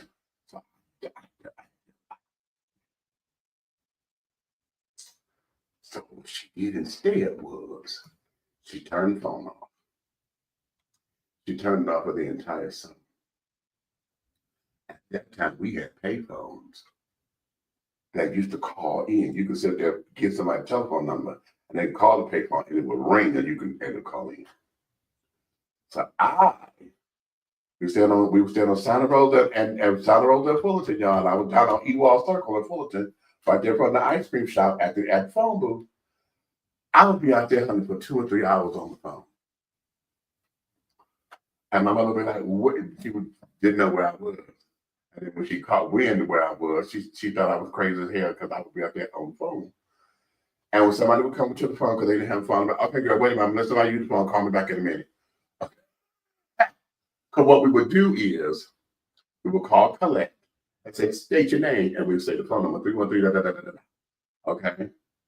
And so if you didn't catch it the first time, let's say, would you accept the charge? You hit repeat so you can repeat. So then you sit up there and repeat the phone number. So then you write the phone number down. Then they say no, decline it, and then you stay right there. Then they call the number back. Boom, we on. Because at that time the phone was a quarter, so a quarter went a long way. Y'all still? Yeah, still. What you say was stole? Yeah. Stealing? Calling back? Yeah, okay. So after so long, I would feel sad for other people because they come out there, you still here? Girl, let me let this child use the phone. Call me back in a minute. I'll let them use the phone. And then they'll call me back. So that's what ended up happening for me. I ended up finding my way because I was going to do what I wanted to do. Okay. So you went out there and figured out how to still have your phone calls, and you didn't take no critical thinking class. Exactly. Okay. Okay. Right. So because of that, my point is that a lot of times that there was what we had to go through, and the kids now we didn't instill that in them these days. We didn't instill that. We sat there and let our kids have their way. We let them express themselves. Okay. And we let them sit there and let them feel and tell us how they feel and this, that, and other. And because that became a way of raising children. My biggest skin crawler. That's not fair. Right. You know what's not fair, bastard? Right. What's not fair is the new J's came out, and before you came along, I was able to buy them when they come out. And then they hit you. But I didn't have to be here. Exactly. Right. And they don't want to say that with me because I'm very. Okay. I didn't ask to be here. I didn't ask to be here either. You know what I'm saying? Or maybe your mama should have been a little more excuse, Right. Okay. Left you on the if you had swallowed you like I asked her, right, you wouldn't be here. Exactly. Okay. She could have kept her head in the game. So. Right. So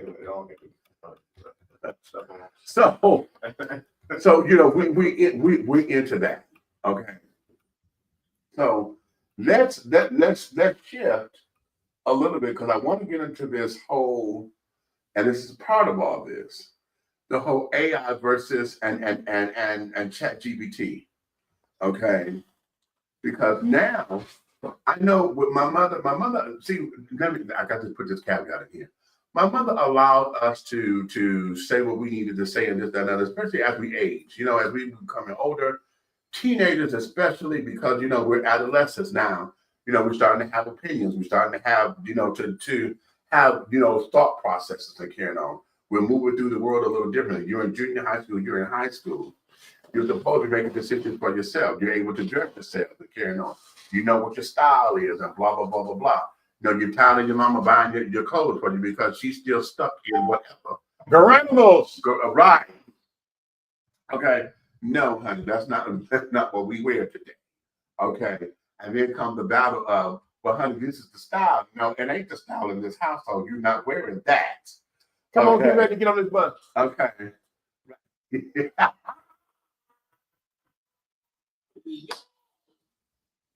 Not to spit on the thumb out yeah. Which still works, honey. Okay. So we're into that particular phase. So my mother allowed us, but then it became, when we got to that particular point, the lesson was how to understand what your boundary is as a child to your parent. See, that there became the test.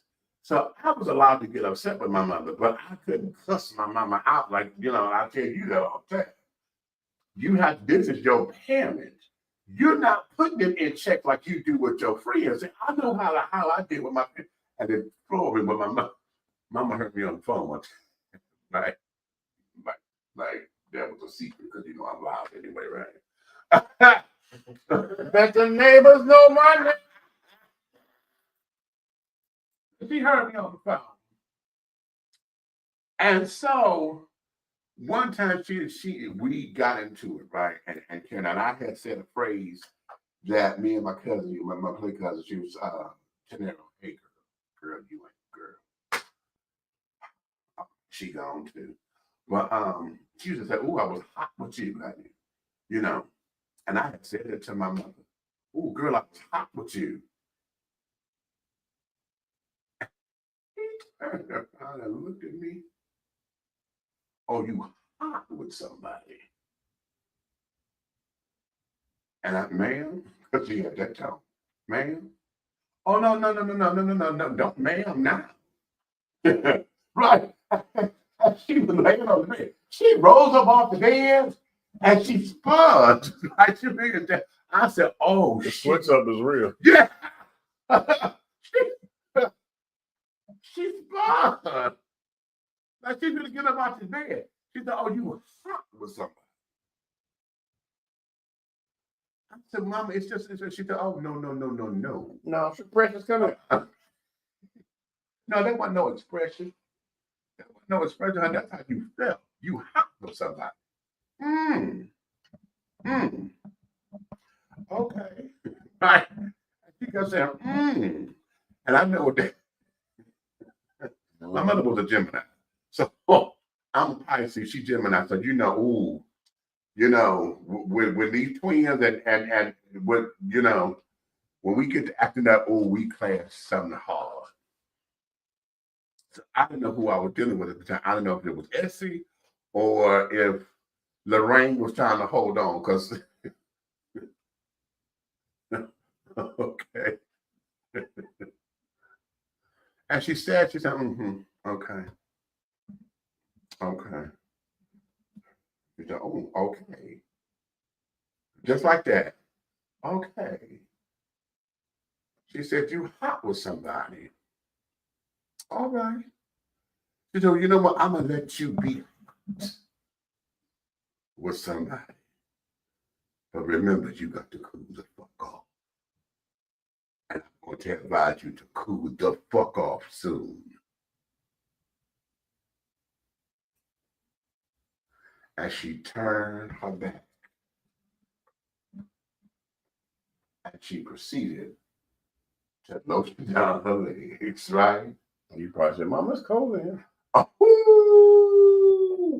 yeah, it's cold in here. I was, and I'm trying to put it together. I knew what she said, but that bitch in me was like, I know she didn't say what she said. I think she said, and that the motherfucker be like, you better listen, bitch. You trying to sit up there, you trying to prove a point. You better understand.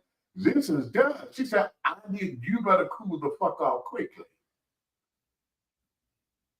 Okay. I'm glad I got all that stuff early. I got all that early.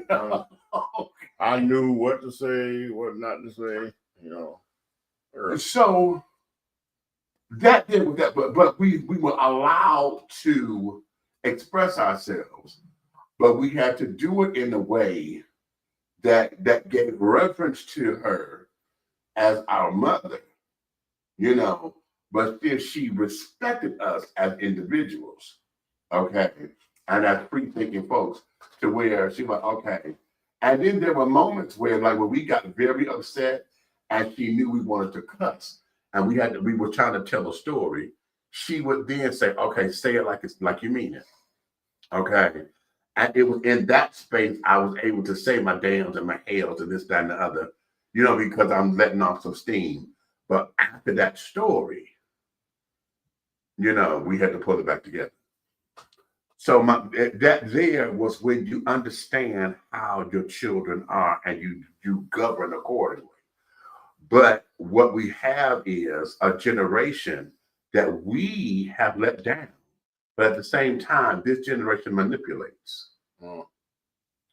Okay. Because this generation manipulates the fact that most of us don't know the computer.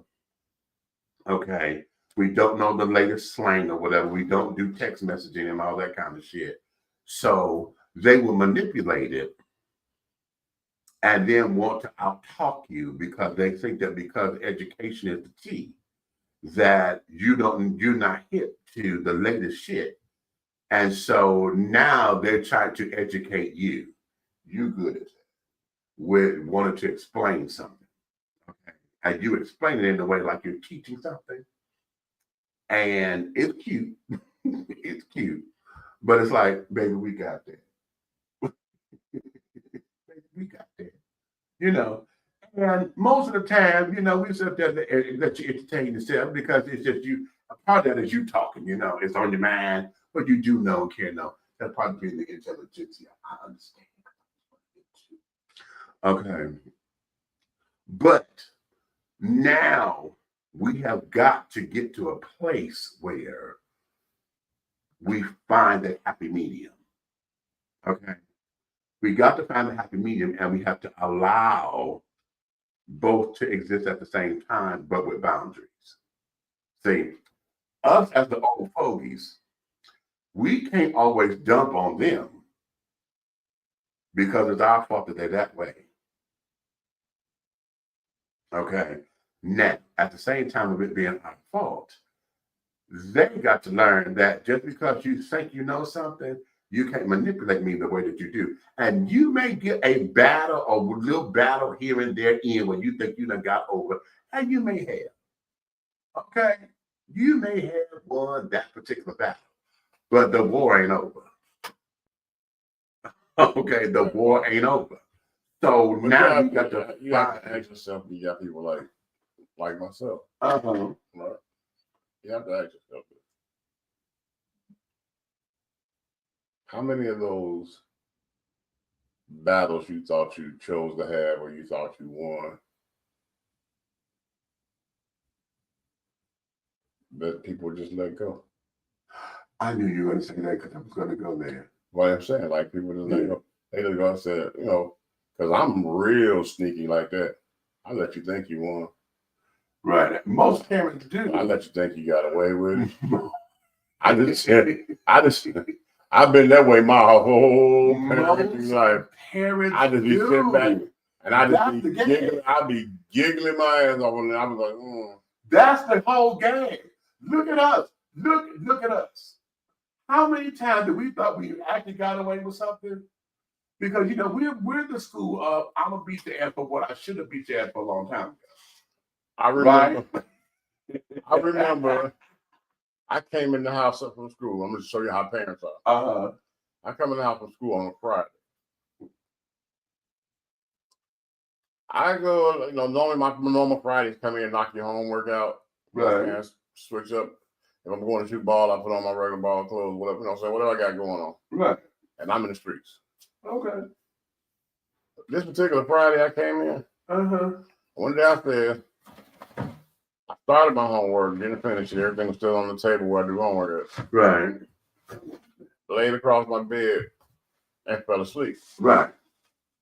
So I was sleeping really good to the point where I had got up, I guess, in the middle of the night to use the restroom or something. And I switched out of my clothes and I went on back to bed. Now, here's the issue.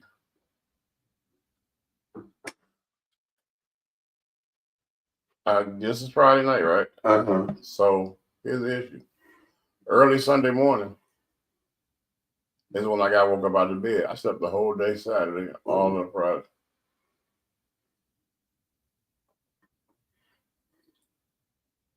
He checked on me. And, you know, it was like, get up. You've been sleeping down here the whole week. You know, I hadn't been upstairs eating up. Right. So here's the crazy thing.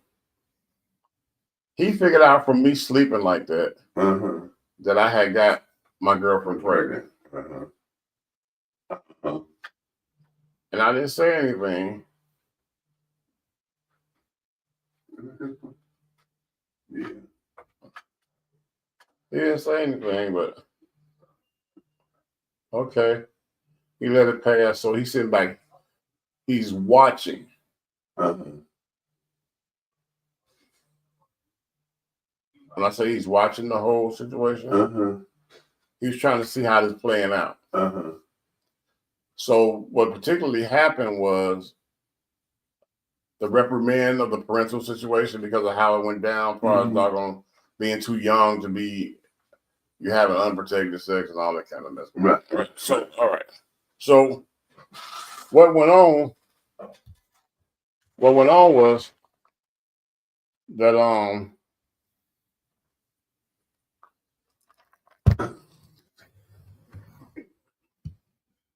so what went on was the time for the abortion type thing.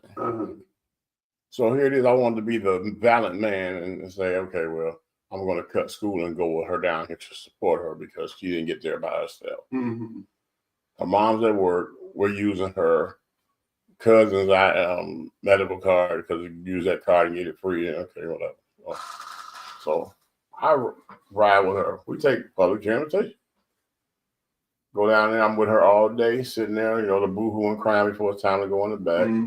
I go back there for the exam, you know what I'm saying? Because she says okay. And then when it's time for them to start, you know, take her on back, whatever, then I got to sit out front. And they'll let me know when she's about done. And I had to go out the building, and I got to go around the back because they let you out the back of the building. Okay. That's some stuff they've been doing for years. But Anonymity, yeah. But here's the game. Come back from that. It's still early now. All this going out early in the morning. You know, because we both been at school. Right? I can cut school to do this. Get up to the house. So I'm at her house. Playing the good. I guess I've been a good dude. You know what I'm saying? But anyway, I'm waiting on her hand and foot, feeding her. You know what I'm saying? Got her propped up and then letting her sit there. You know, just taking care of her so she didn't have to move around. So I looked at the clock and I felt like, okay, if I leave at this particular time, it looked like I'm getting home from school. So I'm getting home coming from this way. My school is that way. So I get on the bus. I walk to, you know, main line. I walk and I come get on the bus. So when I get down where I normally get off the bus at the opposite side of the street, I get off the bus and I stand there. You know, you gotta wait for the bus to go before you cross the street. Right. So I'm standing there. And it's a nice day. You know how when you know you screw it up, and even something as simple as the radio system in somebody's car, you know whose system that is? Yeah. So I'm standing there and I hear radio playing and everything, and I'm sitting there like this. Some said, Lavelle, please don't look to the right. Because if I'm standing here waiting for the bus to go by, that means traffic is at the stoplight right here. So I turned, and who was the first car headed towards the house? Of course. My dad. I turned and looked, I said, damn. So, because him being who I am today, why the fuck are you coming from that way? So, he said, hey, brother. I said, oh, hey. He was like, you want to ride to the house? I said, no, I'm good. I'm going to walk. This is probably the last time I'll be outside. But anyway, so I'm walking, speaking to people I didn't even like, taking my time. All right. Not the walk of shame. Oh, the walk of shame. I get to home, and when I get home, I'm praying that God sent him upstairs to his apartment so I can come in and go straight on down to my room. Because by this time, guess what? I can shake a leg or whatever, and I can get on back out the door. I'm trying to buy myself 24 hours. All right. But so when I come in, he didn't go upstairs. Of course not. He's sitting at the end of the table over here. You know how you walk in a room, you can't see around that corner. He's sitting at the table. He got little cookies and milk, and he's chilling. And I reached the door because the door is right here before you get to him. So I'm thinking I can open up the door and go on down the basement. I open that door, and the cringe of my name spoken by my father. And the way he spoke it, I knew that I was going to die. When he said, Laval.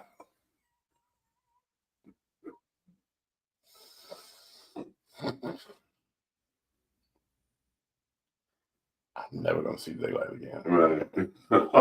So here it is. He said, come in, let me talk to you. So I come upstairs, I said, yeah, what's up? What's going on? He was like, sit down. And I said, okay. So I sit down, I'm like, what's happening? He says, I'm confused. And when he do this right here, it's going to be a mind-screwing game. Yeah. So he's going, I'm confused. If Senior High School is on that side of town, and I'm coming from that side of town, and I see my son coming from that side of town, where is he coming from if he's supposed to be coming from Senior? It's on that side of town. I said, quick thinking. I said, I took the Racine bus up and I missed my stop. So when I got off, I came to walk around the house Ashland bus was already there, so I just jumped on and rode 3 blocks down, got off. School, you know, got the pass, which is true. That can happen. I know. So he was like this. He said, "Oh, okay." And he looked. He was like, he said, "I can see that. If you tired from school, you might have dozed off or missed it, or you know what I'm saying, playing on the bus." I said, "I can see that." He was like, "I see that." He said, "But what I can't see is that before you got to the house, I called the school and you was absent today." I said, "Ooh, well, God damn it. and to this day, sitting in this seat, that's exactly who I am." You became him. And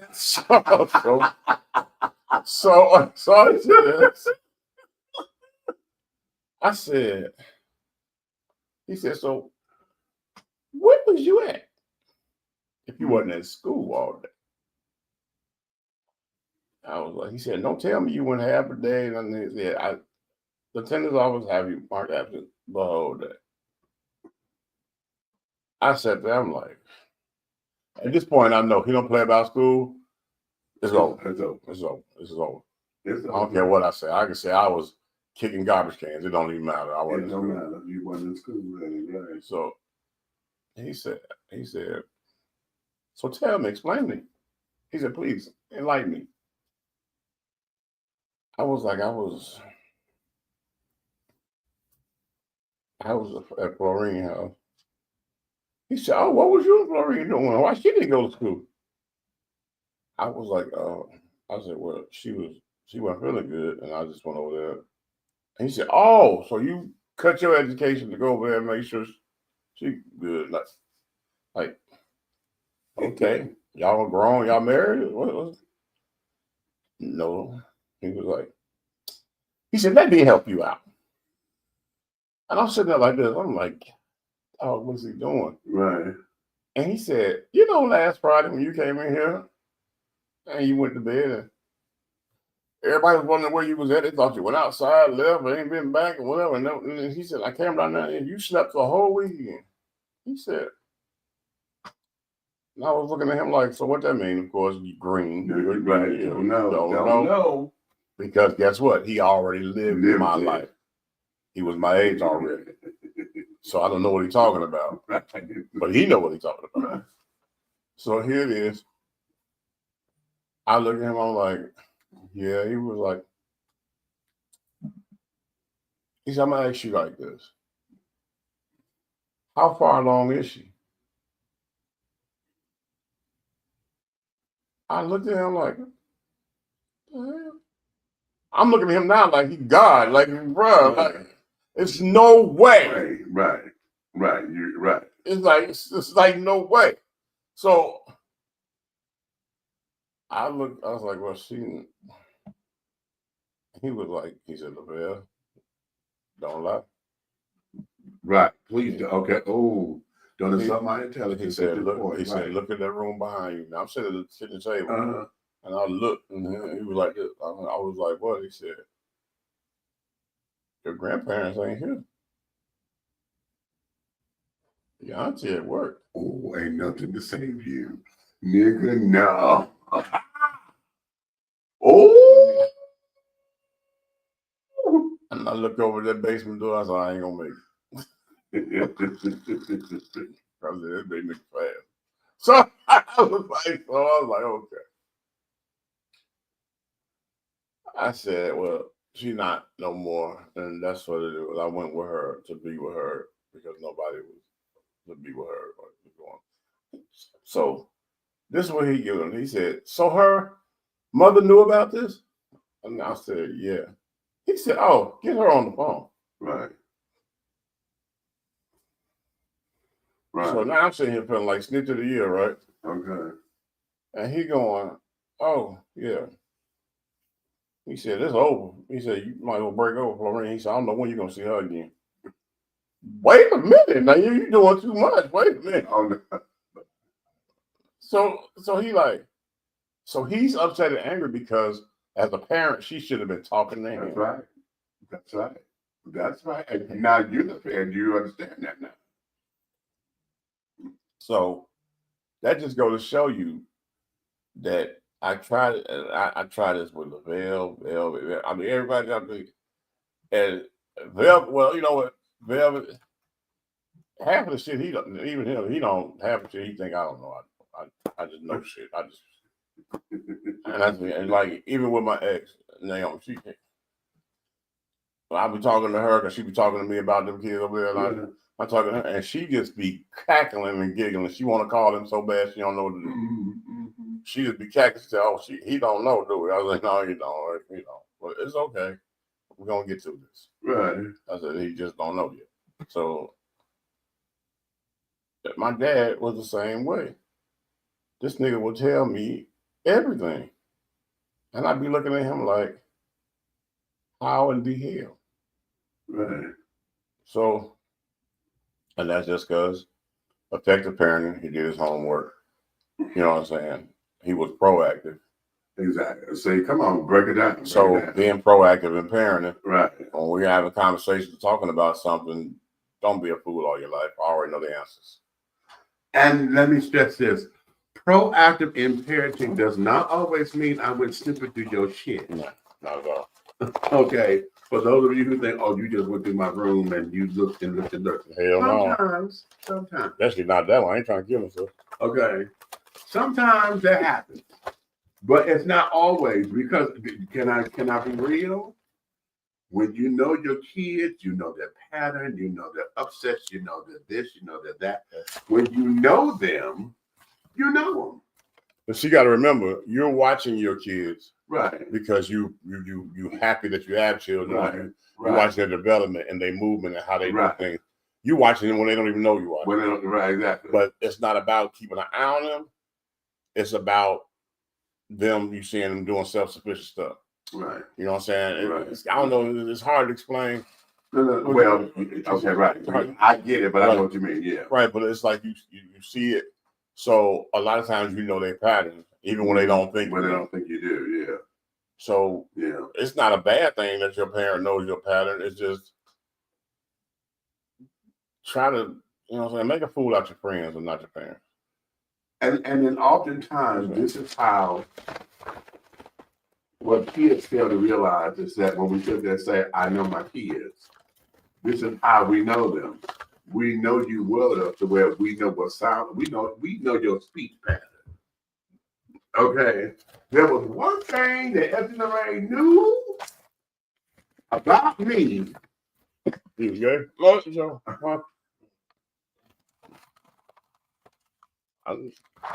things. Okay. Right. There you go. Okay. You know, it's hard to win when you.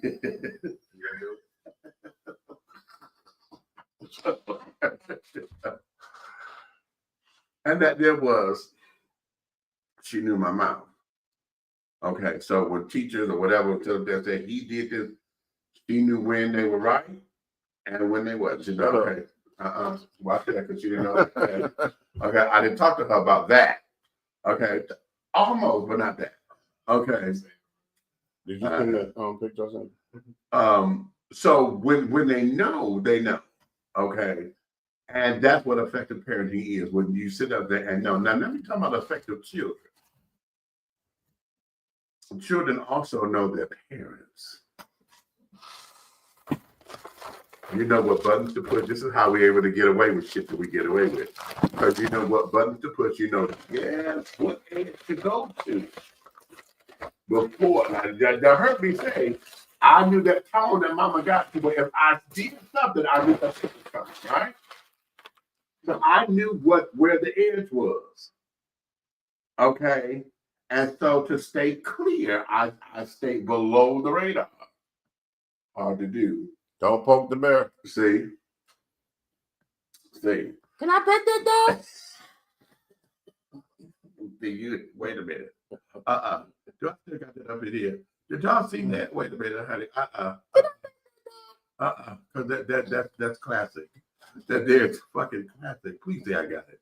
I hope I didn't delete that. Oh, please. Please. Okay. Can I pet that dog? No. Can I pet that dog? No. Can I pet that dog? No, he's sleeping. A bullshit. A bullshit. A bullshit. A bullshit. What?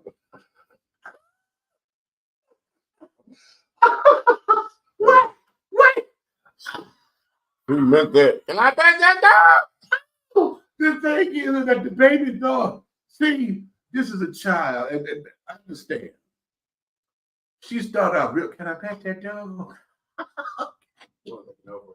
She wasn't taking no one answer, but she thought that if she got louder, she could make a point.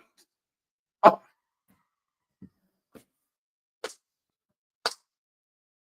Can I pet that dog? Can I pet that dog? Can I pet that dog? What's that mean?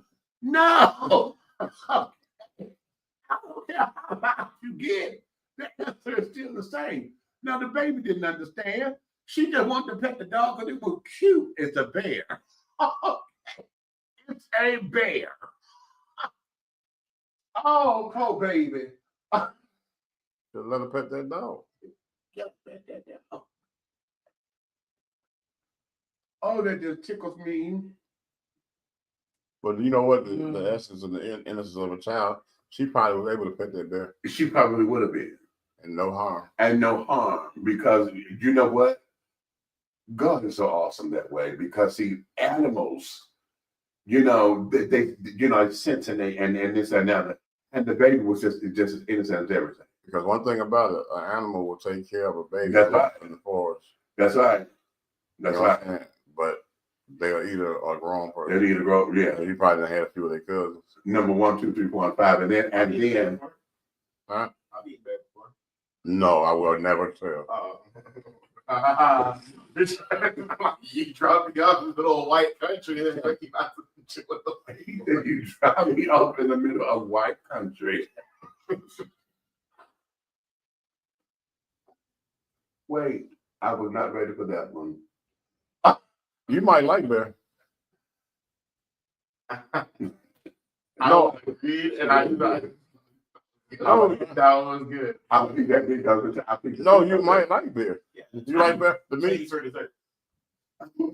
I said Twinkies for dessert. No, I don't like twins. Well, I'm telling you, you might like bear meat. It's a sweet meat.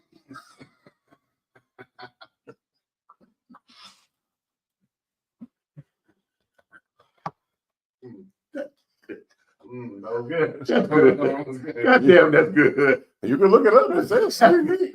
Yo, speaking of sweet, never mind. I can't even. I don't even like. I'm just saying. That's the oh no, that's the perfect double entendre here. Go ahead. About like abuse. Go ahead. Like abuse is bad. Boo, you know, boo, boo, boo. But we did get Michael Jackson from abuse if we really think about it. So maybe Joe Jackson. Oh, you went there. Okay. He tried to find the silver lining in the rainbow. Okay, so here we go. There's a silver lining because Anime Bullock, she became Ready to see what Tina Turner. She became. Okay, but you know what? But she got woman. Let's look at that. Let's look at that. Because that there becomes a valid point. And this here, I'm not going to say it's a wolf mindset, but what happens is that we look at how we are not defined by our tragedies, because out of something horrible became something that was effective for whatever Michael Jackson, Tina Turner, oh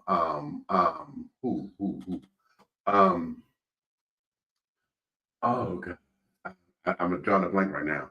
But you know, those who come from such an abyss of horror, you know, and yet they were able to overcome that. Those who come out of those abusive situations end up those who are able to who have the fortitude to move beyond what the abuse was supposed to have done. Okay, there's some folks who crack and are in asylums and stuff right now because they just could not handle it. those who were strong and were able to withstand it and said, this does not define me, and was able to take that and rechannel it, yes. But see, let me tell you something. I've seen in my life, right? I've seen so many people overcome some strongholds. Yeah. That I know people that never came back from. Right. So that's why I have a problem with the weak-minded adolescents, the weak-minded adults, anybody that allows a substance or wants to have I call it an excusatory conversation about what they're doing when you can just fix it. Take that same energy and fix it. Yeah. Quit trying to make sense of it and just fix it. Or a pity party, and you wallow in the pity party. Yeah, everybody wants to be a victim. And thinking that somebody's supposed to care. Ooh, that's big. Let me go there. Everybody wants to be a victim. Let me go there, because a lot of you got time to be a victim. You got time to fix it. Exactly. And when a lot of folks want to sit down there and play victim or want to be the victim, they refuse to see themselves as the victor. They refuse to push beyond it because they're looking for somebody to blame. They're looking for somebody to say, it's your fault that I'm here. No, baby, because what happens from the time you are at an age of understanding and you start to make decisions that affect you independently, when you are there and can independently create a decision that is a cause and effect on your life, it's when you are able to say, what happened to me in the past should not affect me. These are my decisions. But what happens is we end up starting to blame the past or those who hurt us for, it's because I was raped and killed. Because your estrogen takes over, and when your estrogen takes over, accountability becomes zero. Ooh, did you put that on estrogen? Yes, I did. Did you put that on estrogen? I did. I was saying, and I approve this message. Fucking, I got to say it about. He just did that. But let's talk about it. Because can we be real? Emotions are feminine energy. Okay, because the nurturing and those kind of things, that there is feminine energy. And oftentimes, when we're in that energy and don't balance it out, that there can permeate your psyche, and then you end up in the situation to where now you're emotionally driven, you are not rationally thinking, you are not putting pieces together to where it makes sense, and then you're not pushing beyond the point. You're looking for the pity party. You're looking for, okay, right.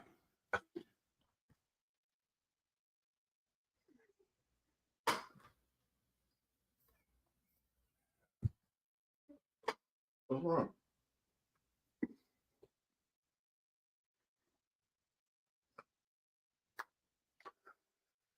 You're looking for someone to validate and to co-sign your bullshit. Wow.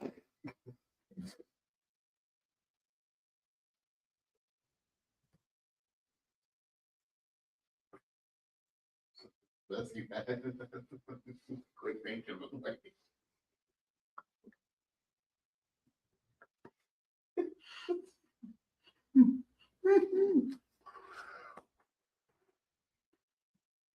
Okay, breathe. I'm trying to cut the people to the high.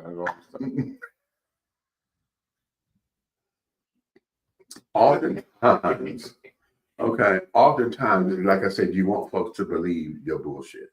You want folks to sit down there and to co-sign it so that you can have your misery loves company party.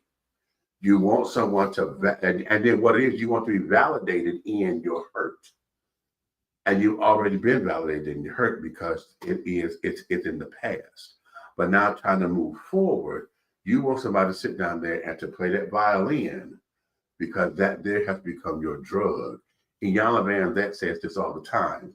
You get high telling your story. Okay, that becomes the fix. Okay, that's the fix. So once you sit down there and tell the story, and you got somebody who's sitting up there, oh, poor baby. you know, then it becomes, okay, I got them and I can feel and, oh, somebody hears me and all that old bullshit. Okay. But instead of reclaiming and you know, hell, Maxine Waters, we got that reclaiming my time. You know, reclaiming my life, reclaiming my power, reclaiming who I am, reclaiming me. And it starts here. A phenomenally phenomenal woman. Well, not phenomenally phenomenal. Okay. But it starts here. There's an expression that says today is the first day of the rest of your life. When you start today and be like, you know what, I can make a better choice. I can now move here. I can do this because I choose to make a stance and I choose to not let my past dictate my future. My past was required to get me here. All of that made me who I am today. Now I get to choose who I can be tomorrow. You have to go to the University of BS in order to get the hard degree. Period. That's all it is. You know, you can't be cushion all your life and then expect to understand what a hard knock world is. What a hard knock world is, because if you cushion all the time, when the hard knock hit, it's going. Then you're gonna get broke down. You're gonna get broke. Okay, because it's not a comfortable thing. And that's what our generation tried to tell the younger generation. But the younger generation is in this thing of it's not going to happen that way. Because if it didn't work for y'all, we're trying to choose a different path because that didn't work for y'all. We see it didn't work. Y'all been doing the same shit over and over and over. It didn't work. But what we're trying to do is find the path. But what they're doing is finding a path, which means that every day becomes a struggle because they're learning how to do it. Outside of saying, okay, you know what? They did it this way. Let me see what in this did not work. Okay, what they do is they just throw it away. That shit ain't work for y'all, so we're not gonna do it like that. Instead of saying, okay, if this didn't work this way, how about if we do this, but instead of doing that, we add this here, and let's see if that works in that particular place. They don't try to do that. What they do is discard. And so now it becomes a bumping heads because it's like, well, you don't respect me as a man or a woman because I have my own mind. I'm trying to do this my way. No, what you're doing is fucking up. You don't have a mind at that age. You have a petri dish. You're growing. Not a petri dish. No, okay. Now wait a minute. Hold on. Let's change our vocabulary with that, because one of the things that we have to give them credit for is that they're coming into the world where God done brought them here a little bit smarter than we were. Yeah, because they're the best scammers I've ever seen. Okay, well, not just scammers, but they had to come down here. God brought them here to deal with the world is today. But you got to remember that their mentality is right now, and then tomorrow comes. Right, but that's where we come in. We come in to let them know, how to prepare for tomorrow. And part of us that's where part of us have failed. A lot of us, we parenting for us was through osmosis. I think you and I were the generation that started there. I want to be different from my parents. Not as kids, because our parents were. I've heard that from different people that I grew up around. But I've never said that. Okay. I've never said that because I'm gonna be honest with you. As entertaining as my dad was as a parent, and as hands-on as my mother was, I would repeat it all again. I would too. That's it for me. Because at the end of the day, it built so much character in me because they taught me some lessons that you're not going to get from Google. Right. Now, honestly, I would too, because now what would I tweak? I would probably tweak how we communicated better with my father, because we're developing now. But I wouldn't change anything of how I was raised because I see how it worked. What happens is those who changed it, this is what we got. But see, I watched my parents, my mom and my dad, co-parent better than I've seen parents that live in the same house. Now, how about that? And that's real. That's real crazy. Now, that's to this day, I still say that's crazy. Go right there. How I seen them work like a machine, Right. and was not in the same house. Right. And it's a reason they weren't in the same house because first they were too young to have a child. How about My that? mother had me at 16 years old. Okay. So my dad at 16 ain't ready to sit down nowhere. Hello. So at the end of the day, I'm a grown man right now. I'm thinking you can't hold it against a young man 16. What are you supposed to sit down now and stay in and run in the bar with you? Come on with that my three son Brady Bunch crap. Come on, just cut that out. Just cut it out right now. Right. Okay. The reality of it is, right. They had life experimentation, and guess what came? Me. So here I am now. I didn't ask to be here, but I'm here, and I was well taken care of by the both of them. Right. So the responsibility factor, they didn't turn away from it. Right. They didn't drop it off at my grandmama's house. Right. Right. That was the crazy thing that started developing when I was older, watching people have kids. And they drop them off. She already raised you. Or now for those who dropped off, and then we had those grandparents who had to step in because you were fucking up your life. Oh yeah, the crack came in, so they came in because they didn't want the babies in the system. But like, give me this baby because you don't know what the hell you're doing, you know, kind of thing. Well, so go ahead. I feel like it because like whenever you guys say like my generation, right? About me, I feel it's different because I feel like an anomaly to my generation because of that critical thinking type of deal. I had to be given that. I wasn't like, you know, just like phone, here's the answer, here's the answer, here's the answer. I actually do critical thinking on my own type because my pops wasn't necessarily in the house, but I was still taken care of like financially and like that. But my mom wasn't really like a hands-on type of parent, you know what I mean? So it was more so like figure shit out on your own.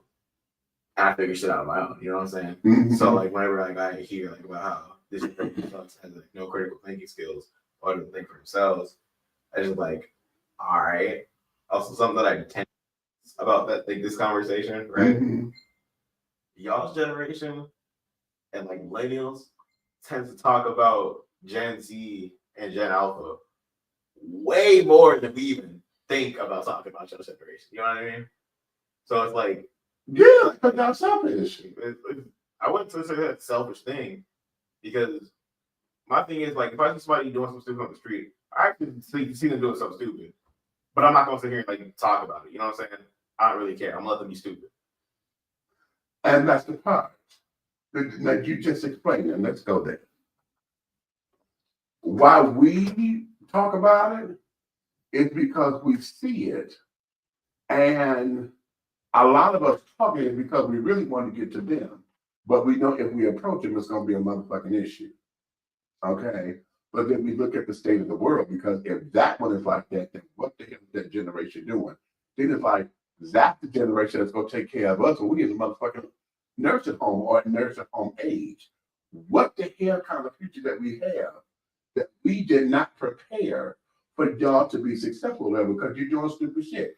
And this here is not to say that you're not supposed to do stupid shit, because we know your 20s, your teens, 20s, and maybe your early 30s. We know that we you know, light up and say, okay, you're gonna do stupid shit. That there is when you're you become an adult, you're realizing you're adult, and now you're learning how to make adult decisions. You don't know who your friends are yet.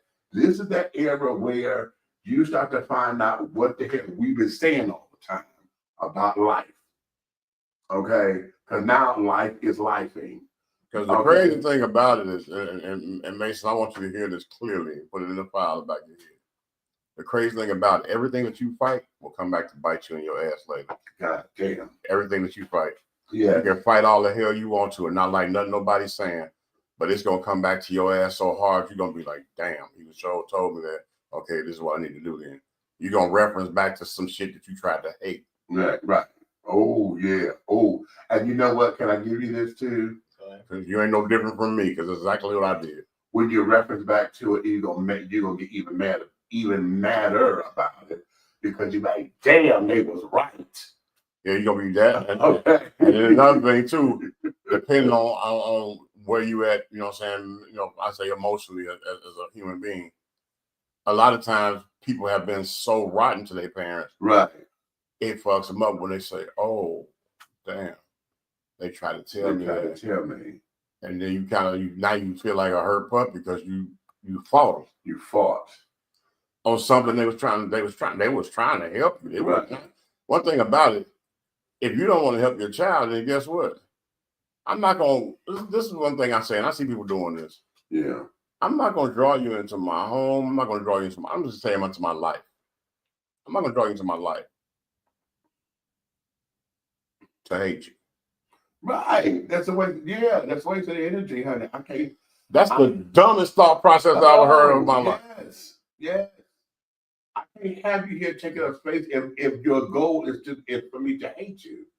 Go on. No. That's honey. dumb. That's dumb. I can't have Who the hell got energy for that? That's dumb. That's dumb. I see a lot of people your age walking around here like, oh, my mom can't. She can't stand me. She always cheats. My mom, no, I hate that bitch. Boy, do you not know that every time you doggone come out your mouth like that, you cutting years off of your life? Off your life. Off of your life. And play with it if you want to. Right. Right. And here, let me give you something else that you said. You said critical thinking. I had to think this on my own. Okay. Here is an issue with that. I'm sorry, go ahead. Your shirt look like an AMF bowling shirt, but go ahead. Okay. The issue with it is because you have established yourself in that mindset to where I'm thinking on my own, you don't allow, or at least you have given us the interpretation that allowing someone else to feed into you is a no-go. Yeah. You're only going to accept certain things because I got this. Because you know what I'm saying? And in that, it becomes like you're one track. I had to do this with my son. Years, God, oh baby, I miss you. I miss you, baby. Oh, and he got my nerves with this shit. He will always say, I'm gonna do it my way. If I'm gonna learn them, I want to learn it the way I'm gonna learn it. How do they happen? I said, you know, and my eyes would twitch and my eyebrows always rise, because he would just he always said that. And I asked him, why must you always feel you got to go hit your head up on a brick wall before you realize it's fucking brick? And you know what my thing is with that right there? Is we had to hit the brick wall. Because a lot of times people didn't give us all the answers. Right. So we ran into, so my thing is this, I don't want you to run into them brick walls. As many brick walls I can stop you from running into, I'm going to tell you. We ran into brick wall because we didn't know the brick wall was there. And I used to have this, like stuff I be telling you, if you just untrack your mind on Mason's world, some stuff I tell you, I'm telling you something, some stuff I tell you, a lot of times you be stuck on Mason's thoughts is the thoughts of the world. There's nothing's better than Mason's thought. But I be telling you stuff not to reprimand you. I tell you stuff to help you. I be telling you stuff because I've always figured this. I always figured this out when I'm talking to myself. I always found the path of Kush. You understand? Not the weed, the Kush, right? Right. Like, you know. It's stoners around, but anyway. But you know what I'm saying? I always find the path of Kush when it comes to problems or growing things. And I was able to figure that out on my own. So versus you having to figure it out on your own. If I see you in a situation with your life direction, yes, I'm going to sit back and use some of my mentality and be like, oh, you know what? When I did that, this is what I did. But right now, you can't do it that way. Hey, do it this way. Hey, try this or call this. A lot of stuff I say, I do that because I know it'll help. But then here, I'm not dissing you on it. You know? Right. So here's like my problem on it. Because a lot of the adults I was around, I'm not trying to say they were dumb, right? And I'm not trying to sit here and be like, I'm the greatest, smartest person in the world either. But I've taken their advice, right? And like I, shoehorned my own understanding, right? And proceeded to take their advice, and that advice kind of didn't work out, right? So I even tried taking their advice, mixing it with a little my own logic, and even then it didn't really work out. So I kind of stopped like leaning too much on some adults. So within doing that, it kind of, you know, puts me back on that one track mindset. So like I know it's there. I know what happened. So I'm talking about as far as you personally. I know what happened because now I'm going to give you a nostalgic memory. Like, not you know how somebody say pull the Frankenstein knob on the side. Oh, okay. Okay, he gonna remember where he was before he died. Look, the house. I'm going to describe a house, right? You come up on the porch, you walk through the door. Hard left, you in your room. Across from that room was the bathroom. When you step in further, like the living room, go this way, it's your mom's room with the master bath in it. Okay, if you go back further where the TV and all that was there, right? You go this way to the left, there's a desk with all the computer stuff on it, right? I stood there with you and wrote my phone number and all my information on there for you to be able to call when you got to any situation, anything you needed for me, where you could directly call me. And there was no time of day you couldn't call me. There's a conversation you and I had. And your mom stood there just as plain as day and said, yeah, just make sure it's right up on the board where he can see it. So one or two things. No, I'm telling you what happened. I know what happened. Because the conversation, it was an adult conversation about this happened. I know what happened. She got mad with me and took the thing down. She got mad with me. But see, that wasn't about this, between me and her, should stay between me and her. That was about me making sure that you had the answers to every damn thing you needed. And when you needed a mental break, I was one of them parents that stopped what I'm doing, drive over there. And that's who I was. Like, you might have been whipping all day or something, you know what I'm saying? You know, but at the end of the day, you'd have had a blast. But that's just my thing is,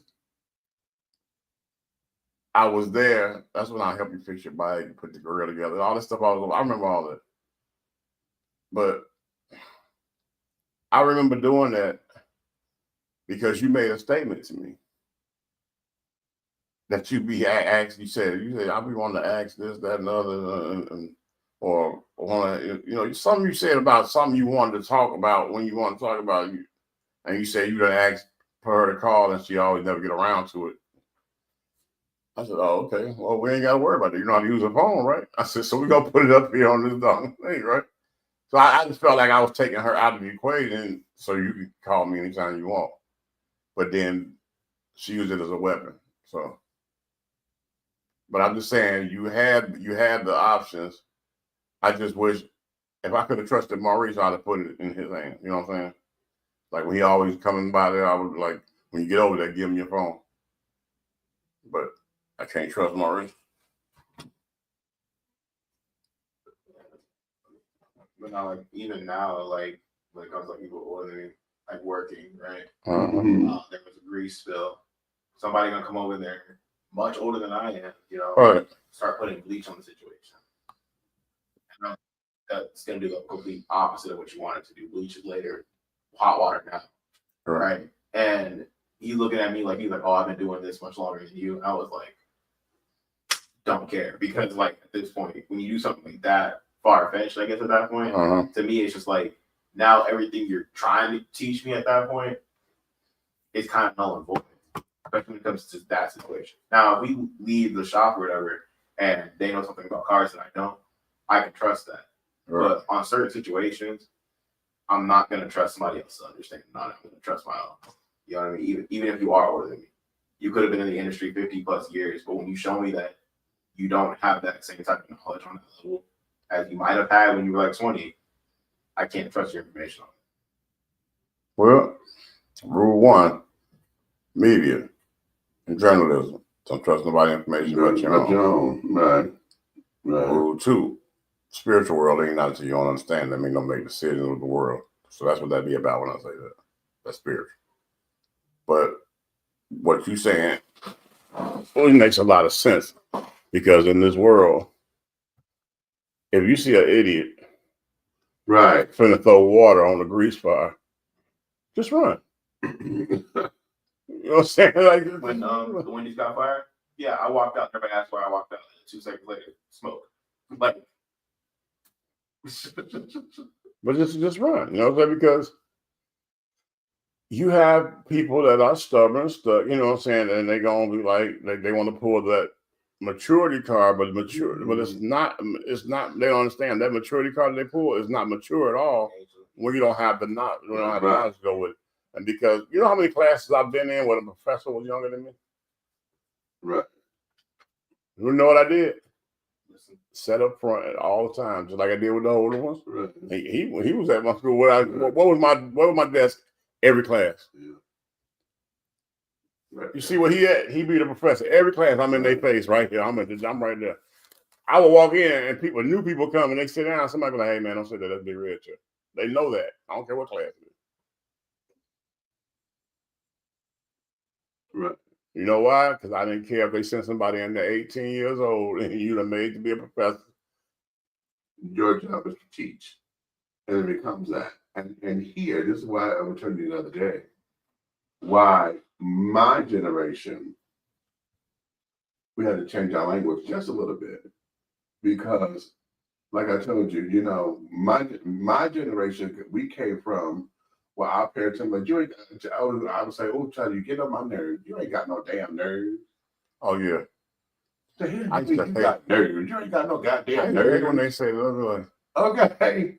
And so now, because of the world that we live in now, you know, where everything is this way, y'all get stressed out because y'all ain't got a lot of likes or whatever, but that's the world that we live in because everything is here.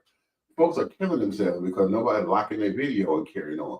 Folks are sitting up there, you have been cyberbullied because not only is your school bullying you, but hell, folks are sitting up there, don't even know you, sit up there saying, damn, you fucked up and this, that, and the other. And all of that is here at your computer on your phone. So all that weighs in, and when you're isolated. I'm sorry. I'm sorry. Go ahead. I'm sorry because I always thought it was funny as hell. It's like, that's somebody I don't actually know is going to irritate me mentally. I don't listen.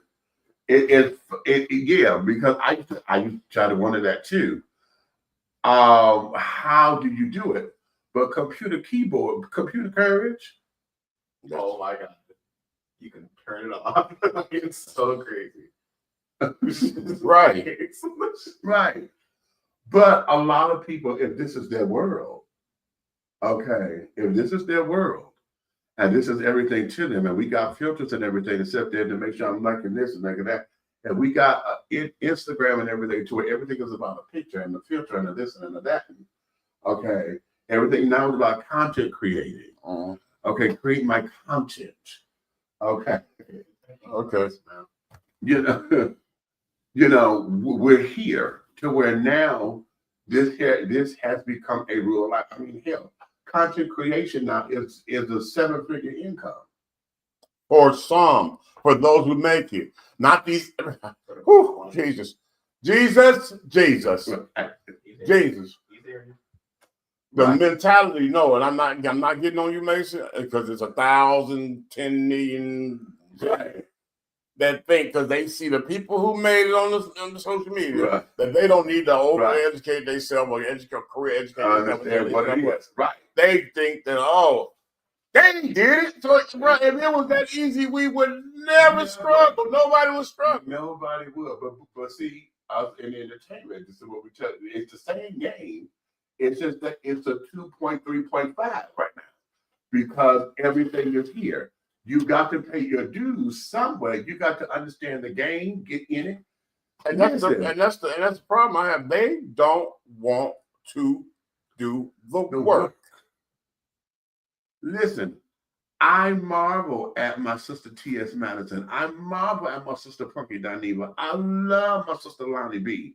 I love my sister, honey, Miss Tim Bay. Okay. All of those children, honey, are on the rainbow spectrum, honey, and they are gurus at this their online shit. Okay. My numbers are nowhere near what their numbers are. But you got to remember something. Okay. Think about this. And there's got to be some truth in it. Most of them that make it that far or whatever, an overnight success and all that, It's not an overnight success. It's not overnight success. Most of them have other incomes that was supporting them. You wasn't sitting there starving to death till you got $1 million. No. Because listen, you understand what I'm saying? You wasn't sitting there like you ain't got nothing to eat. Became the internet sensation that she became because she started like this, talking about her porn industry. Sex sales, yeah. Okay, well, she had her own porn industry as a trans woman. She was telling you what was coming up next. Did you see this clip? Go to my site, bigdick.com, bigdickbig.com. And all right, what time is it? And so she would, and that would be what this was. So it started off just as conversation to market her adult entertainment. It took off because now, you know, she arguing and carrying on and this and another. But then she found Vine. We got to remember, but freaks don't come in the tax bracket, so that, right. So they don't have a tax bracket. So, but that was her. Funky Dineva started. It was a joke. She started as a joke. She put a wig on as a lipstick, being funny. Okay, because she thought that was gonna be funny. Girl, my hair is laid like, as she would do the Housewives reviews. Picked up, but it took a minute. Okay, it took a minute, and it picked up because some problems. I mean, everybody got that same right. But the thing is, don't sit here and look at these people and right and not feed yourself. But to your point, that they had other shit going, because it wasn't this that did it. They were working it where she had this particular business with all this kit, you know. And these kids now think that content creation is everything. Oh, they think scamming is a career. A career. And guess what? When you see the new line of these new federal laws for scamming, right, 26, right, pull it if you want to, right. Child, I'm listening. The most pettiest one got 10 years. How about it? Pull it if you want to. So that's where we are with all of that. Now I want to get into the whole AI, the ChatGPT, but we are 2 hours and 40 minutes into the damn show. We are done. And we're pretty going to shut this down. We do the AI and ChatGPT on the next go round because it's going to be. But I had Brad had never used ChatGPT. Didn't need to. Okay, today was his first day. And I think I'm gonna say it was going to be fun. So now, I'm messing with. you know, just for his experience, we're going to get into that. But we're going to save that until another time. So right now, what we're going to do Hey, here. who is this right here with the green? Wait a minute. You know that person? Hold on. This person here? Yeah. No, this is somebody who came in. I don't know who that is. I know exactly who it is. Okay, go ahead. Okay. Ain't nothing going on. Tread lightly. Okay. So what we're going to do, I'm going to give you a homework assignment, honey. And I want you guys to go through and have this discussion about discipline versus having a terrible life. Oh, my life was so terrible. Do y'all remember the Fresh Prince of Bel-Air, the comedy with Will Smith? And remember how Hillary thought that it was such a travesty, honey, that she had to learn how to cook or whatever when Jeffrey wasn't there, and how she broke down into pieces and all that old bullshit, and how it was a travesty, honey. Oh my God, because imagine that for somebody who lives so what we consider to be privileged, but they don't know struggle. There was an episode where she didn't know how to order pizza. Exactly. She was like, what am I supposed to do? Right. Imagine that. Remember when folks were killing themselves because the stock market crashed just recently? Okay, white folks jumping off of buildings because they did not know how to be poor. Remember how it was during the pandemic when folks did not know how to sit down there and be without. Okay, when the food stamps shut down, nobody knew how to listen. We are resilient folks, and those of us who know about something can come through and make some things happen. Those who don't, they crumble. So when we talk about discipline and we talk about a terrible life, I want y'all to compare those and look at what that means and what it stands for. And for the generation gap, the older generation versus the younger generation or the newer generation, what are we instilling in them? Because the newer generation is going to become us in about 20 years. How about that? Okay. In 20 years, this new generation that we're talking about that don't know shit, quote unquote, they're going to be us. What are we instilling in them that's going to prepare them to be us at our age and we become our parents? Huh? Yeah. The circle of life, I think. So while you guys are, that's going to be your homework assignment, to sit down there and have that. So right now, what we're going to do, we're going to let you guys go back on to your work. It is Friday night, but which an hour is 3 minutes away. So I know those of you who still curling your hair, putting on your freakum dress and carrying on to go outside into the cold, to go to the club. Honey, put your leg warmers on, take them off when you get to the club. Okay. Check his ID. He said leg warmer. Or put some stockings on those legs, girls. For those of you who want to wear mini dresses and shit and no leggings. Okay. Make sure you wear control tops if you ain't wearing panties, honey, because that damn stockings are not cute on your JJ. Okay. It causes friction and yeast infection. Okay. So anyway, honey, you may finish all of your crumpets, darling, because the tea has been dished, and you've been dishing tea. With Big Meats and the big guy out over there, that was the big red fella here with us, doing our thing, honey. If you love us like you say you do, honey, I want you to tell all your friends to come over to like, subscribe, and to share this information. Come on into the conversation with us. But if you hated us, didn't like what was said, honey, or whatever the case may be, you can tell all of your motherfucking enemies to come over here to like, subscribe, and to share, because everything that we're doing over here at 3 the hard way, honey, you know I love saying that, the syndicate. Everything that we're doing over here in any way, shape, style, form, and or fashion, darling, will move forward. Okay, on behalf of Aunt Nikki, who's still in Philly, honey, taking care of her business, she coming back, y'all, we promise. She's just trying to make sure she get her things together. She's doing some shit with her grandbabies and her sons, and she's trying to make some things happen. But she's coming, and she's coming again real soon. So on that note, darling, we thank you, we love you, we'll see you on the next time. So, woo!